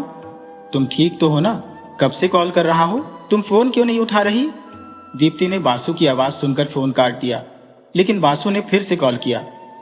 जब ऋतिक ने कॉल नहीं उठाया तो एक संदेश आया। दीप्ति ने संदेश पढ़ा जिसमें लिखा था, अगर तुम कॉल नहीं उठाओगी तो मैं तुम्हारे घर आ जाऊंगा। यह पढ़कर दीप्ति मुस्कुराई और बासु को कॉल किया। जैसे ही बासु ने कॉल उठाया, दीप्ति ने पूछा, तुमने क्या संदेश भेजा था? मेरे घर आओगे? बासु ने जवाब दिया, अगर तुम बुलाओगी तो आ सकता हो ना? दीप्ति ने कहा, नहीं, रहने दो। ये बताओ कि कॉल क्यों किया? तुम कह रहे थे कि तुम्हें मेरी फिक्र हो रही थी। कैसी हो? ठीक तो हो ना? और तुम कहाँ चली गई थी? मेरे दिमाग में बहुत से ख्याल आ रहे थे। बासु की ये बातें सुनकर दीप्ति कुछ देर चुप रही, फिर कहा, मेरी फिक्र करने की जरूरत नहीं है, मैं बिल्कुल ठीक हूं। बासु ने कहा, ठीक है, मैं तुम्हारी फिक्र नहीं करूंगा, लेकिन तुम मेरा कॉल उठा लेना। और हाँ, जब भी मेरी जरूरत पड़े मुझे कॉल कर सकती हो या बुला सकती हो, मैं तुरंत तुम्हारे पास आ जाऊंगा। दीप्ति ने पूछा, पहले यह बताओ कि मेरा नंबर तुम्हें कैसे मिला? वासु ने कहा, साक्षी ने दिया। दीप्ति ने कहा, साक्षी को नहीं पता क्या हो गया है? तभी शकुंतला दरवाजे पर आ गई और पूछा, दीप्ति, तुम किससे बात कर रही थी? दीप्ति ने कहा, माँ, मैं किसी से बात नहीं कर रही थी। अगर आपको मुझसे कोई काम है तो बोलिए। शकुंतला ने दीप्ति की तरफ अपना फोन बढ़ाते हुए कहा, देखो, इसमें बहुत सारे घरों की तस्वीरें हैं, जो तुम्हें पसंद आए वही घर ले लेंगे। दीप्ति चुपचाप शकुंतला की बात सुनती रही। जब उसने कुछ नहीं कहा तो शकुंतला समझ गई कि दीप्ति गुस्से में है, इसलिए उसने कैलाश से कहा, चलो हम चलते हैं। दीप्ति, तुम सो जाओ, हम कल तुमसे बात करेंगे। अगले दिन सुबह दीप्ति जल्दी घर से निकल गई। उसने शकुंतला से कुछ नहीं कहा और कॉलेज के बाहर खड़ी होकर कल की सारी घटनाओं के बारे में सोच रही थी। अचानक कुछ तो ऐसा लगा कि इसके पीछे कोई वजह जरूर है। दीप्ति अपने विचारों में खोई हुई थी कि अचानक उसे अपने कंधे पर एक स्पर्श महसूस हुआ। दीप्ति ने डर के मारे पीछे मुड़कर देखा और पाया कि वह वासु था। दीप्ति ने वासु को देखकर राहत की सांस ली। वासु ने देखा कि दीप्ति डर गई है और पूछा, दीप्ति, तुम डर तो नहीं गई? अगर मेरी वजह से डर गई तो माफ करना, आगे से ऐसा नहीं करूंगा। दीप्ति ने पूछा, तुम इतनी सुबह यहाँ क्या कर रहे हो? वासु ने उत्तर दिया, मैं रोज यहाँ आता हूँ अपने दादाजी के लिए, लेकिन तुम इतनी जल्दी क्यों आई हो? दीप्ति ने वासु के सवाल का उत्तर नहीं दिया और उल्टा पूछ लिया, क्या तुम्हारे दादाजी अभी भी यही है? वासु ने कहा, दीप्ति, तुम मेरी किसी भी बात का जवाब नहीं देती, कभी भी अपनी बात मुझसे शेयर नहीं करती। लगता है तुम मुझे दोस्त भी नहीं मानती हो। दीप्ति उदास होकर बोली, मेरे पास बताने लायक कुछ भी नहीं है, बस यही कह सकती हो, लेकिन यह तो बता सकती हो कि इतनी जल्दी क्यों आई हो और क्यों उदास हो? क्या घर पर कुछ हुआ है? दीप्ति की आंखों में आंसू देखकर वासु ने पूछा, दीप्ति, क्या मैंने कुछ गलत कह दिया? तुम क्यों रो रही हो? दीप्ति ने कहा, तुम पहले व्यक्ति हो जिसने मेरी उदासी को पहचाना है। बाकी सब सोचते हैं कि मुझे कभी कुछ महसूस नहीं होता, जैसे मैं इंसान नहीं हो। वासु ने पूछा, तुम ऐसा क्यों सोचती हो? तुम्हारे माता पिता तो तुमसे बहुत प्यार करते होंगे, तो दुनिया से तुम्हें क्या फर्क पड़ता है? दीप्ति ने जवाब दिया, मैं माता पिता के मामले में थोड़ी अनलकी हूं। वे कभी भी मुझसे नहीं पूछते कि मुझे क्या पसंद है या नहीं। वे हमेशा वही करते हैं जो उन्हें सही लगता है। वासु ने कहा, अगर तुम्हारे पास कुछ बताने के लिए है तो मुझे बताओ। मैं तुम्हारी सारी बातें सुनूंगा और तुम्हें समझने की कोशिश करूंगा। दीप्ति ने कहा, हम इतने भी करीब नहीं हैं कि फैमिली प्रॉब्लम्स शेयर कर सके, बस इतना ही। वासु ने पूछा, तुम्हारे करीब आने के लिए मुझे क्या करना होगा?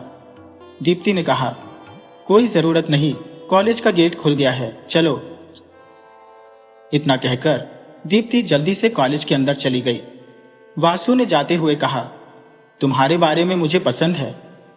दीप्ति ने क्लास में जाकर देखा कि सभी बच्चे उसे घेर कर बातें कर रहे हैं। उसने अपनी किताब निकाल ली और पढ़ने लगी। वही सो क्लास में आकर दीप्ति के बगल में बैठ गया। थोड़ी देर में वासु को एहसास हुआ कि आसपास के सभी लोग उसकी और दीप्ति की चर्चा कर रहे हैं। कुछ देर तक चुप सुनने के बाद वासु ने खड़े होकर चिल्लाया, जो बातें करनी है हमारे सामने करो, जितनी भी बातें करनी है सब हमें बताओ। उसने सभी को इशारा किया कि वे शांति बनाए रखें और कहा, कुछ दिनों में ये सब खुद ही भूल जाएंगे कि क्या हुआ था और किसके बारे में बातें कर रहे थे। दीप्ति ने कहा, साक्षी और सुमित ने कुछ कहा होगा, दामद। वासु ने गुस्से में कहा, मतलब कल जो भी हुआ उसे इन लोगों ने कॉलेज में फैला दिया। तुम्हारी दोस्त तुम्हारी दुश्मन बन गई है। दीप्ति ने गुस्से को देखते हुए कहा, अगले वीकेंड पर तुम मेरे घर आ जाना, असाइनमेंट पूरा कर लेंगे। वासु ने उत्सुकता से पूछा, तो तुम मुझे अपने घर बुला रही हो? मुझे अपने कानों पर विश्वास नहीं हो रहा। क्या सचमुच मैं तुम्हारे घर आ सकता हूं? बसों की ओर देखते हुए वह सिर हिला देती है। वासु कुछ कहने ही वाला होता है कि तभी क्लास की पढ़ाई शुरू हो जाती है। क्लास समाप्त होने के बाद दीप्ति जल्दी से बाहर निकलने लगती है और वासु भी उसके पीछे पीछे हो लेता है। अचानक सुमित ने वासु का हाथ पकड़ लिया। और उसे रोकते हुए कहा, मुझे तुमसे कुछ बात करनी है। दीप्ति एक बार पलटकर सुमित और वासु की ओर देखती है और फिर चली जाती है। दीप्ति घर पहुंचकर देखती है कि उसके पापा और मम्मी साथ में बैठे हैं। दोनों को देखकर बिना कोई बात किए दीप्ति अपने कमरे की ओर चली जाती है। दीप्ति की इस हरकत को देखकर कैलाश जी का चेहरा उतर जाता है। बालाजी कैलाश जी को समझाते हुए कहते हैं, आज उसका मूड ठीक नहीं है। जब उसका मूड अच्छा होता है तो वह बहुत अच्छी बातें करती है, लेकिन जब मूड खराब होता है तो वह किसी से बात नहीं करती, बस अपने कमरे में बैठ जाती है। वह थोड़ी जिद्दी हो गई है, लेकिन जल्दी ठीक हो जाएगी। दीप्ति कमरे में जाकर जादू से एक किताब को केबल से अपनी ओर खींचने लगती है। किताब सिर्फ अपनी जगह से थोड़ा हिलती है। ये देखकर दीप्ति थोड़ी देर के लिए रुक जाती है और फिर से जादू करती है। इस बार किताब एक झटके में दीप्ति के हाथ में आ जाती है। दीप्ति ने किताब को रखकर जादू से कमरे में सभी सामानों को हवा में उड़ा दिया। हवा में उड़ते सामानों को वह अपने हाथ से संतुलित कर रही थी, लेकिन कुछ चीजें गिर जाती हैं, जिसकी आवाज सुनकर कैलाश जी पूछते हैं, क्या हुआ? कैलाश जी की आवाज सुनकर दीप्ति सभी सामानों को वापस उनकी जगह पर रखने लगती है, यह सोचते हुए कि कहीं कैलाश जी ऊपर ना आ जाए। शकुंतला कैलाश जी को ऊपर जाने से रोक देती है। दीप्ति जादू से सभी चीजों को उनकी जगह पर रखने की कोशिश करती है, लेकिन जादू न चलने के कारण पूरा कमरा अस्त व्यस्त हो जाता है। दीप्ति का जादू बंद हो जाता है, जिससे हवा में तैर रही चीजें भी गिर जाती है। दीप्ति बोलती है, अब मुझे सब कुछ खुद से करना पड़ेगा। दीप्ति पूरे 1 घंटे तक कमरे की सफाई करती है। सफाई के बाद वह थक कर बैठ जाती है और कहती है, बिना जादू के काम करना कितना कठिन है। मैं तो बहुत थक गई हूँ, लेकिन मेरा जादू अचानक क्यों काम नहीं कर रहा? शायद मेरे दिमाग में बहुत सारी बातें चल रही है, जिससे मैं फोकस नहीं कर पा रही हूँ। जब मैं गुस्से में होती हूँ तब यह जादू ठीक से काम करता है। थोड़ी देर सोचने के बाद दीप्ति को लगता है कि उसका जवाब स्टोर रूम में मिल सकता है। ऐसा सोचकर दीप्ति नीचे आती है और देखती है कि कैलाश जी कहीं नजर नहीं आ रहे हैं। वह शकुंतला जी से पूछती है, माँ, पापा कहाँ हैं? शकुंतला जी जवाब देती है, वे तो चले गए। तुम्हें कुछ काम था क्या? दीप्ति कहती है, नहीं। इतना कहकर दीप्ति स्टोर रूम की ओर चली जाती है। शकुंतला जी ने उसे जाते हुए देखा, लेकिन ध्यान नहीं देती और अपने काम में लग जाती है। स्टोर रूम में जाकर दीप्ति देखती है कि वहां बहुत सारी पुरानी चीजें रखी है। सभी को देखकर वह बोलती है, ये सारी चीजें अभी तक यहाँ पड़ी हैं? उसकी नजर एक तस्वीर पर पड़ती है, जिस पर एक काला धब्बा लग गया था। दीप्ति तस्वीर के पास जाकर उसे ध्यान से देखने लगती है। वह निशान बहुत अजीब था, न तो जलने का था, न पानी का, और न ही किसी कीड़े का। काले धब्बे के कारण पूरी तस्वीर खराब हो गई थी और कुछ भी साफ नजर नहीं आ रहा था। दीप्ति ने तस्वीर को पलट कर देखा, पीछे भी वही निशान था। उसने उस निशान को हाथ से साफ करने की कोशिश की, लेकिन कुछ नहीं हुआ। तभी दीप्ति की नजर तस्वीर के ऊपरी हिस्से पर पड़ती है, जहां छोटे छोटे अक्षरों में कुछ लिखा था।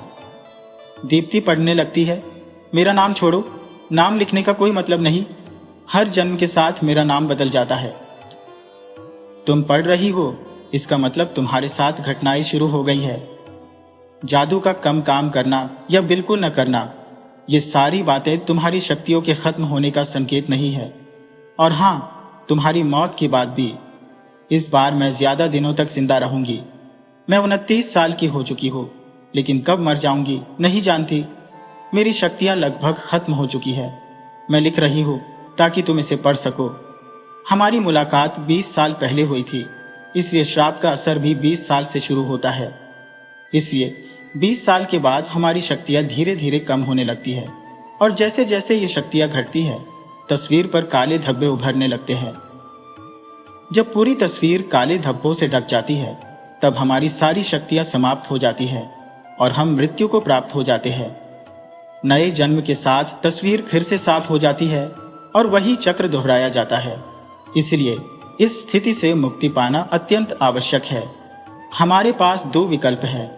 पहला, हम लोगों को समाप्त कर दें और उनकी आत्माओं की शक्ति से अपनी शक्तियां बढ़ाएं, ताकि हमारी शक्तियां समाप्त न हो और हम मृत्यु को प्राप्त न हो। दूसरा विकल्प है कि हमें इस शाप को समाप्त करना होगा।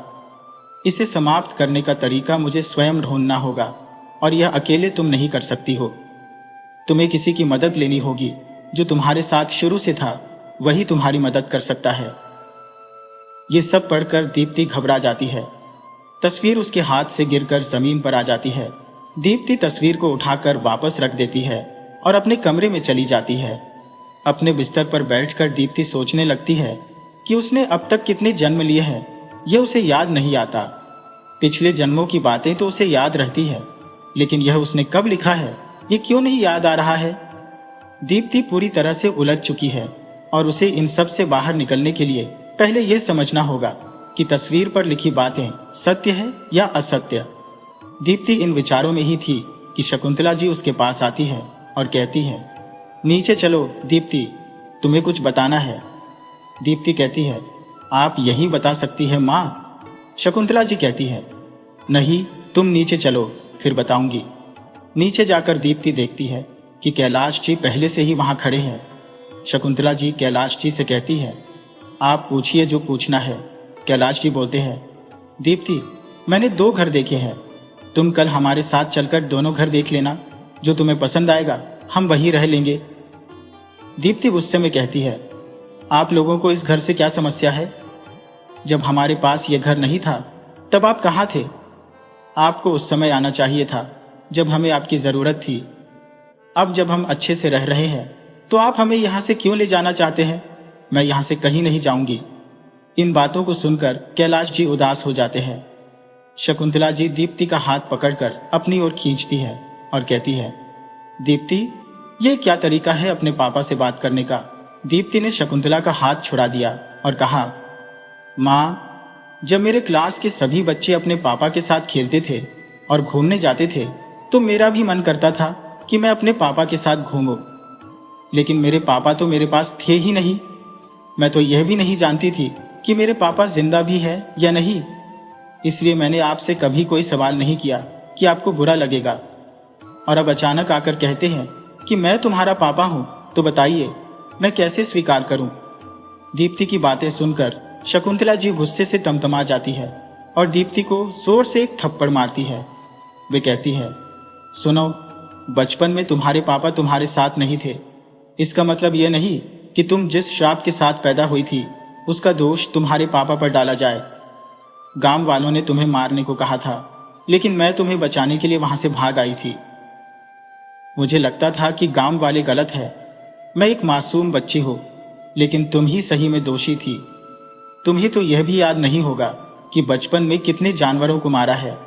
इसके बावजूद मैंने तुम्हें पाला और अपनी बेटी माना।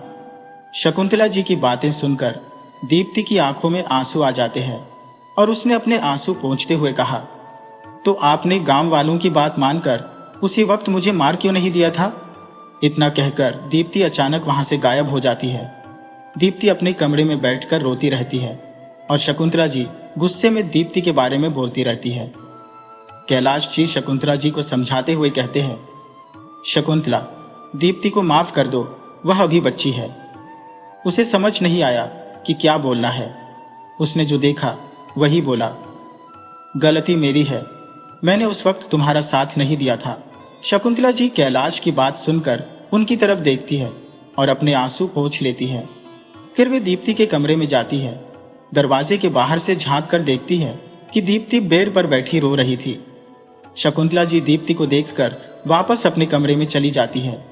दीप्ति और शकुंतला जी दोनों अपने अपने कमरों में विलाप करती है और बिना कुछ खाए पिए गुमसुम होकर सो जाती है।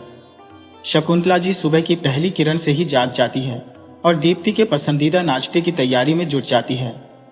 नाश्ता तैयार कर लेने के बाद शकुंतला जी दीप्ति के कमरे में उसे जगाने जाती है, लेकिन वहां पहुंचकर देखती है कि दीप्ति का कमरा खुला है। भीतर जाकर उन्होंने पाया कि दीप्ति कहीं नजर नहीं आती। शकुंतला जी समझ जाती है कि दीप्ति गुस्से में जल्दी ही कॉलेज चली गई होगी। वह दीप्ति को फोन करती है, लेकिन कॉल कट जाती है। शकुंतला जी बार बार कॉल करने की कोशिश करती है, पर हर बार कॉल कट जाता है। एक गहरी सांस लेकर वह सोचती है, लगता है इस बार दीप्ति बहुत ही नाराज हो गई है। शाम को बात करूंगी, तब तक उसका गुस्सा ठंडा हो जाएगा। दीप्ति कॉलेज के बाहर एक बेंच पर चुपचाप बैठी होती है। जब उसका फोन बजता है तो वह उसे देखने लगती है, लेकिन कॉल आते ही उसे काट देती है। बार बार कॉल आने के बाद दीप्ति अंततः फोन रख देती है और आसमान की ओर देखने लगती है। उसकी आंखों में आंसू फिर से चमकने लगते हैं। वासु, जो थोड़ी दूर से दीप्ति की हरकतें देख रहा था, सोच में पड़ जाता है और दीप्ति के बगल में जाकर बैठ जाता है। अचानक वासु के पास बैठने से दीप्ति घबरा जाती है और बड़ी बड़ी आंखों से उसे देखने लगती है। वासु ने उसकी घबराहट देखकर कहा, इतना क्यों डर गई? मैंने बस तुम्हें अकेला देखा, सोचा मैं भी बैठ जाता हूं। अगर तुम्हें अच्छा नहीं लगा तो माफ करना, मैं उठ जाता हूं। दीप्ति ने उसका हाथ पकड़ लिया और कहा, नहीं, तुम बैठ सकते हो, मैं बस चौंक गई थी, तुम अचानक आ गई ना। वासु ने उसकी बात पर ध्यान न देते हुए दीप्ति के हाथ की ओर देखा। दीप्ति का हाथ पकड़ते ही वासु की धड़कनें तेज हो गईं और वह कुछ भी समझ नहीं पा रहा था। घबराहट में वासु ने कहा, क्या तुम कुछ खाने चलोगी? दीप्ति ने आश्चर्यचकित होकर वासु की ओर देखा और कहा, तुम्हें अब भी भूख लगी है? तुम घर से नाश्ता किए बिना आए हो? वासु ने उत्तर दिया, क्या तुम सोचती हो कि मैं सुबह सुबह नाश्ता करके आऊंगा?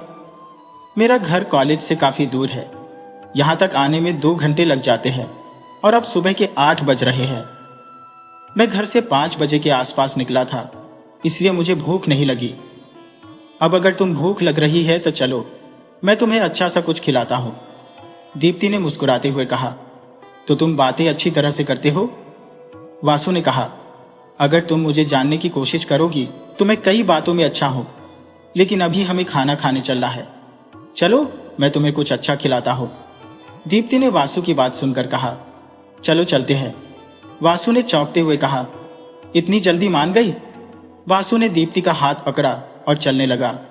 दीप्ति वासु का हाथ पकड़ते हुए थोड़ी दूर तक स्तब्ध चलती रही और ध्यान से वासु को देखती रही। वासु के हाथों को देखकर दीप्ति ने अचानक रुक गई। वासु ने पीछे मुड़कर दीप्ति को देखा और कहा, चलो चले। दीप्ति ने मुस्कुराते हुए वासु का हाथ मजबूती से पकड़ लिया और खुशी के साथ आगे बढ़ने लगी। दोनों के चेहरों पर खुशी की चमक साफ साफ झलक रही थी। थोड़ी ही देर में वे एक रेस्टोरेंट में पहुंच जाते हैं।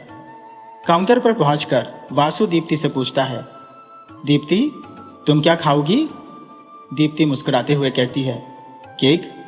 वासु चौंक कर पूछता है, इतनी सुबह सुबह केक? दीप्ति हाँ में सिर हिला देती है और वासु आगे बढ़ता है।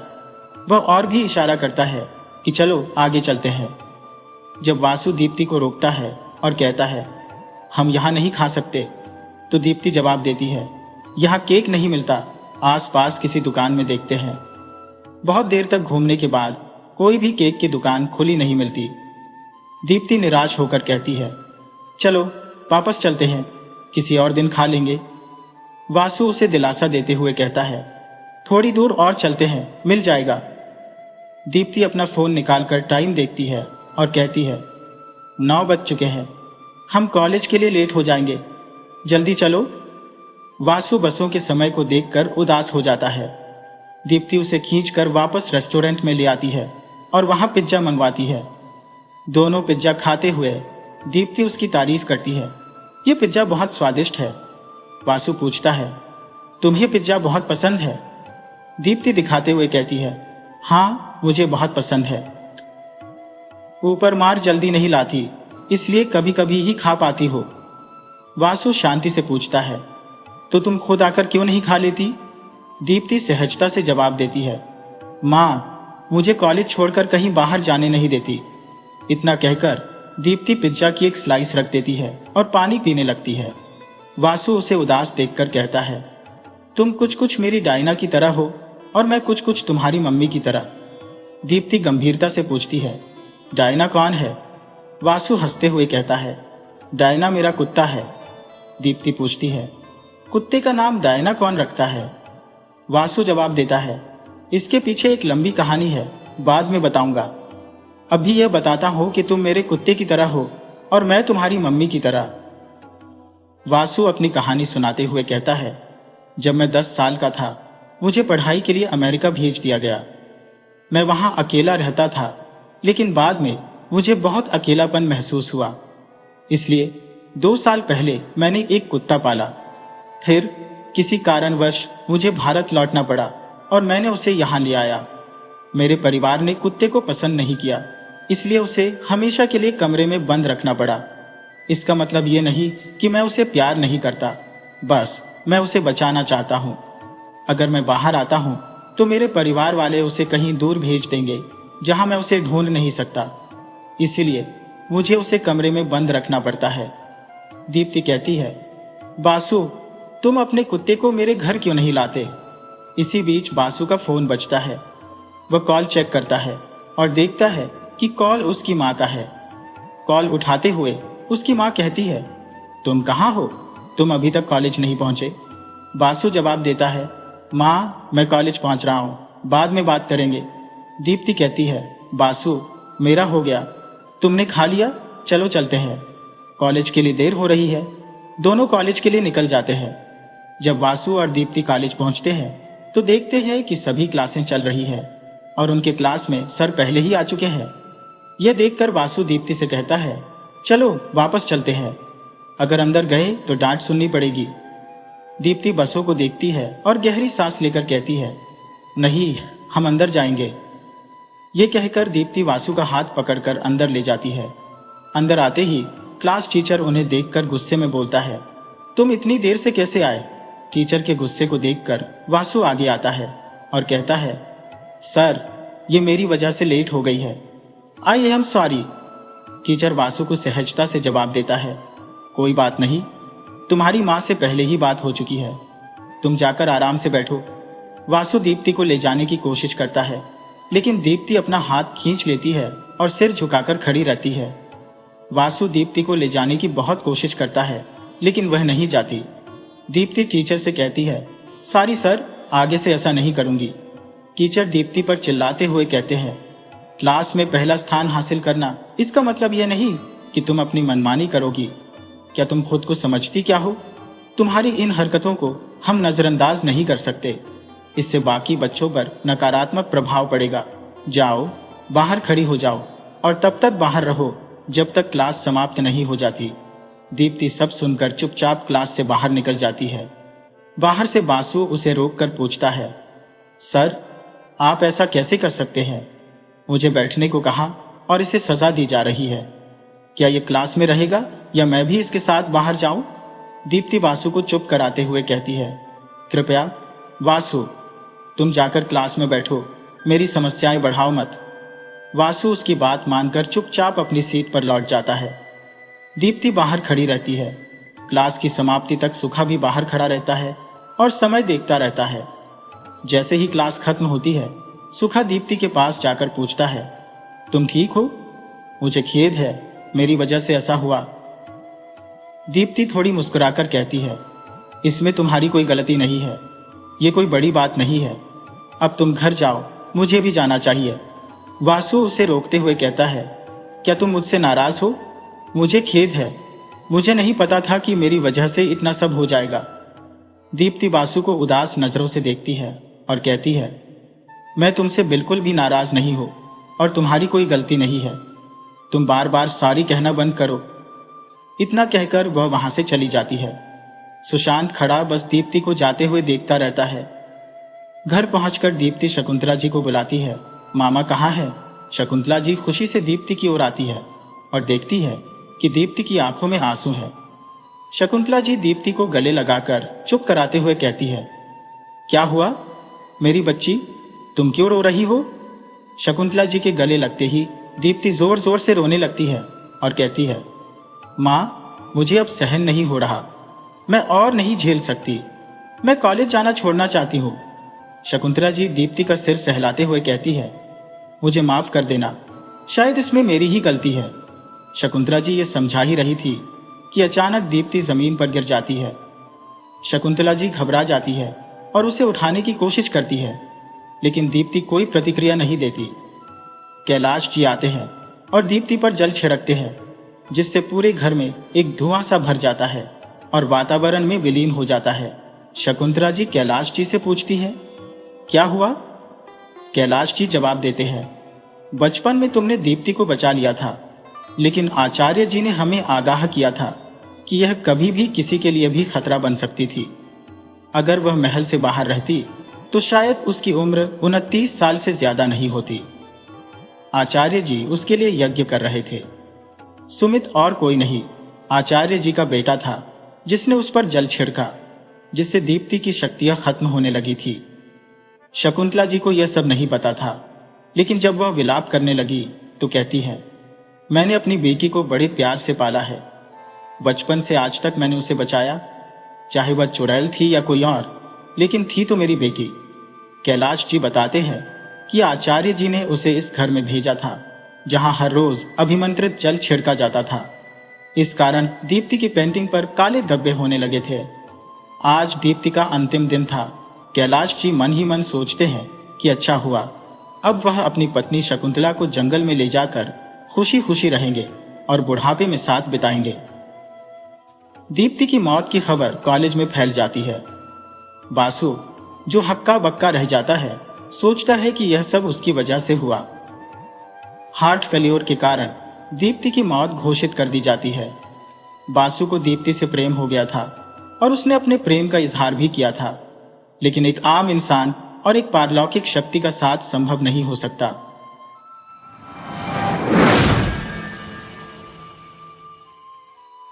वीडियो अच्छी लगी हो तो इसे लाइक करें और ऐसी ही मज़ेदार कहानियों के लिए चैनल को सब्सक्राइब करें और बेल आइकन दबाएं। ज़्यादा से ज़्यादा अपने दोस्तों को शेयर करें। धन्यवाद।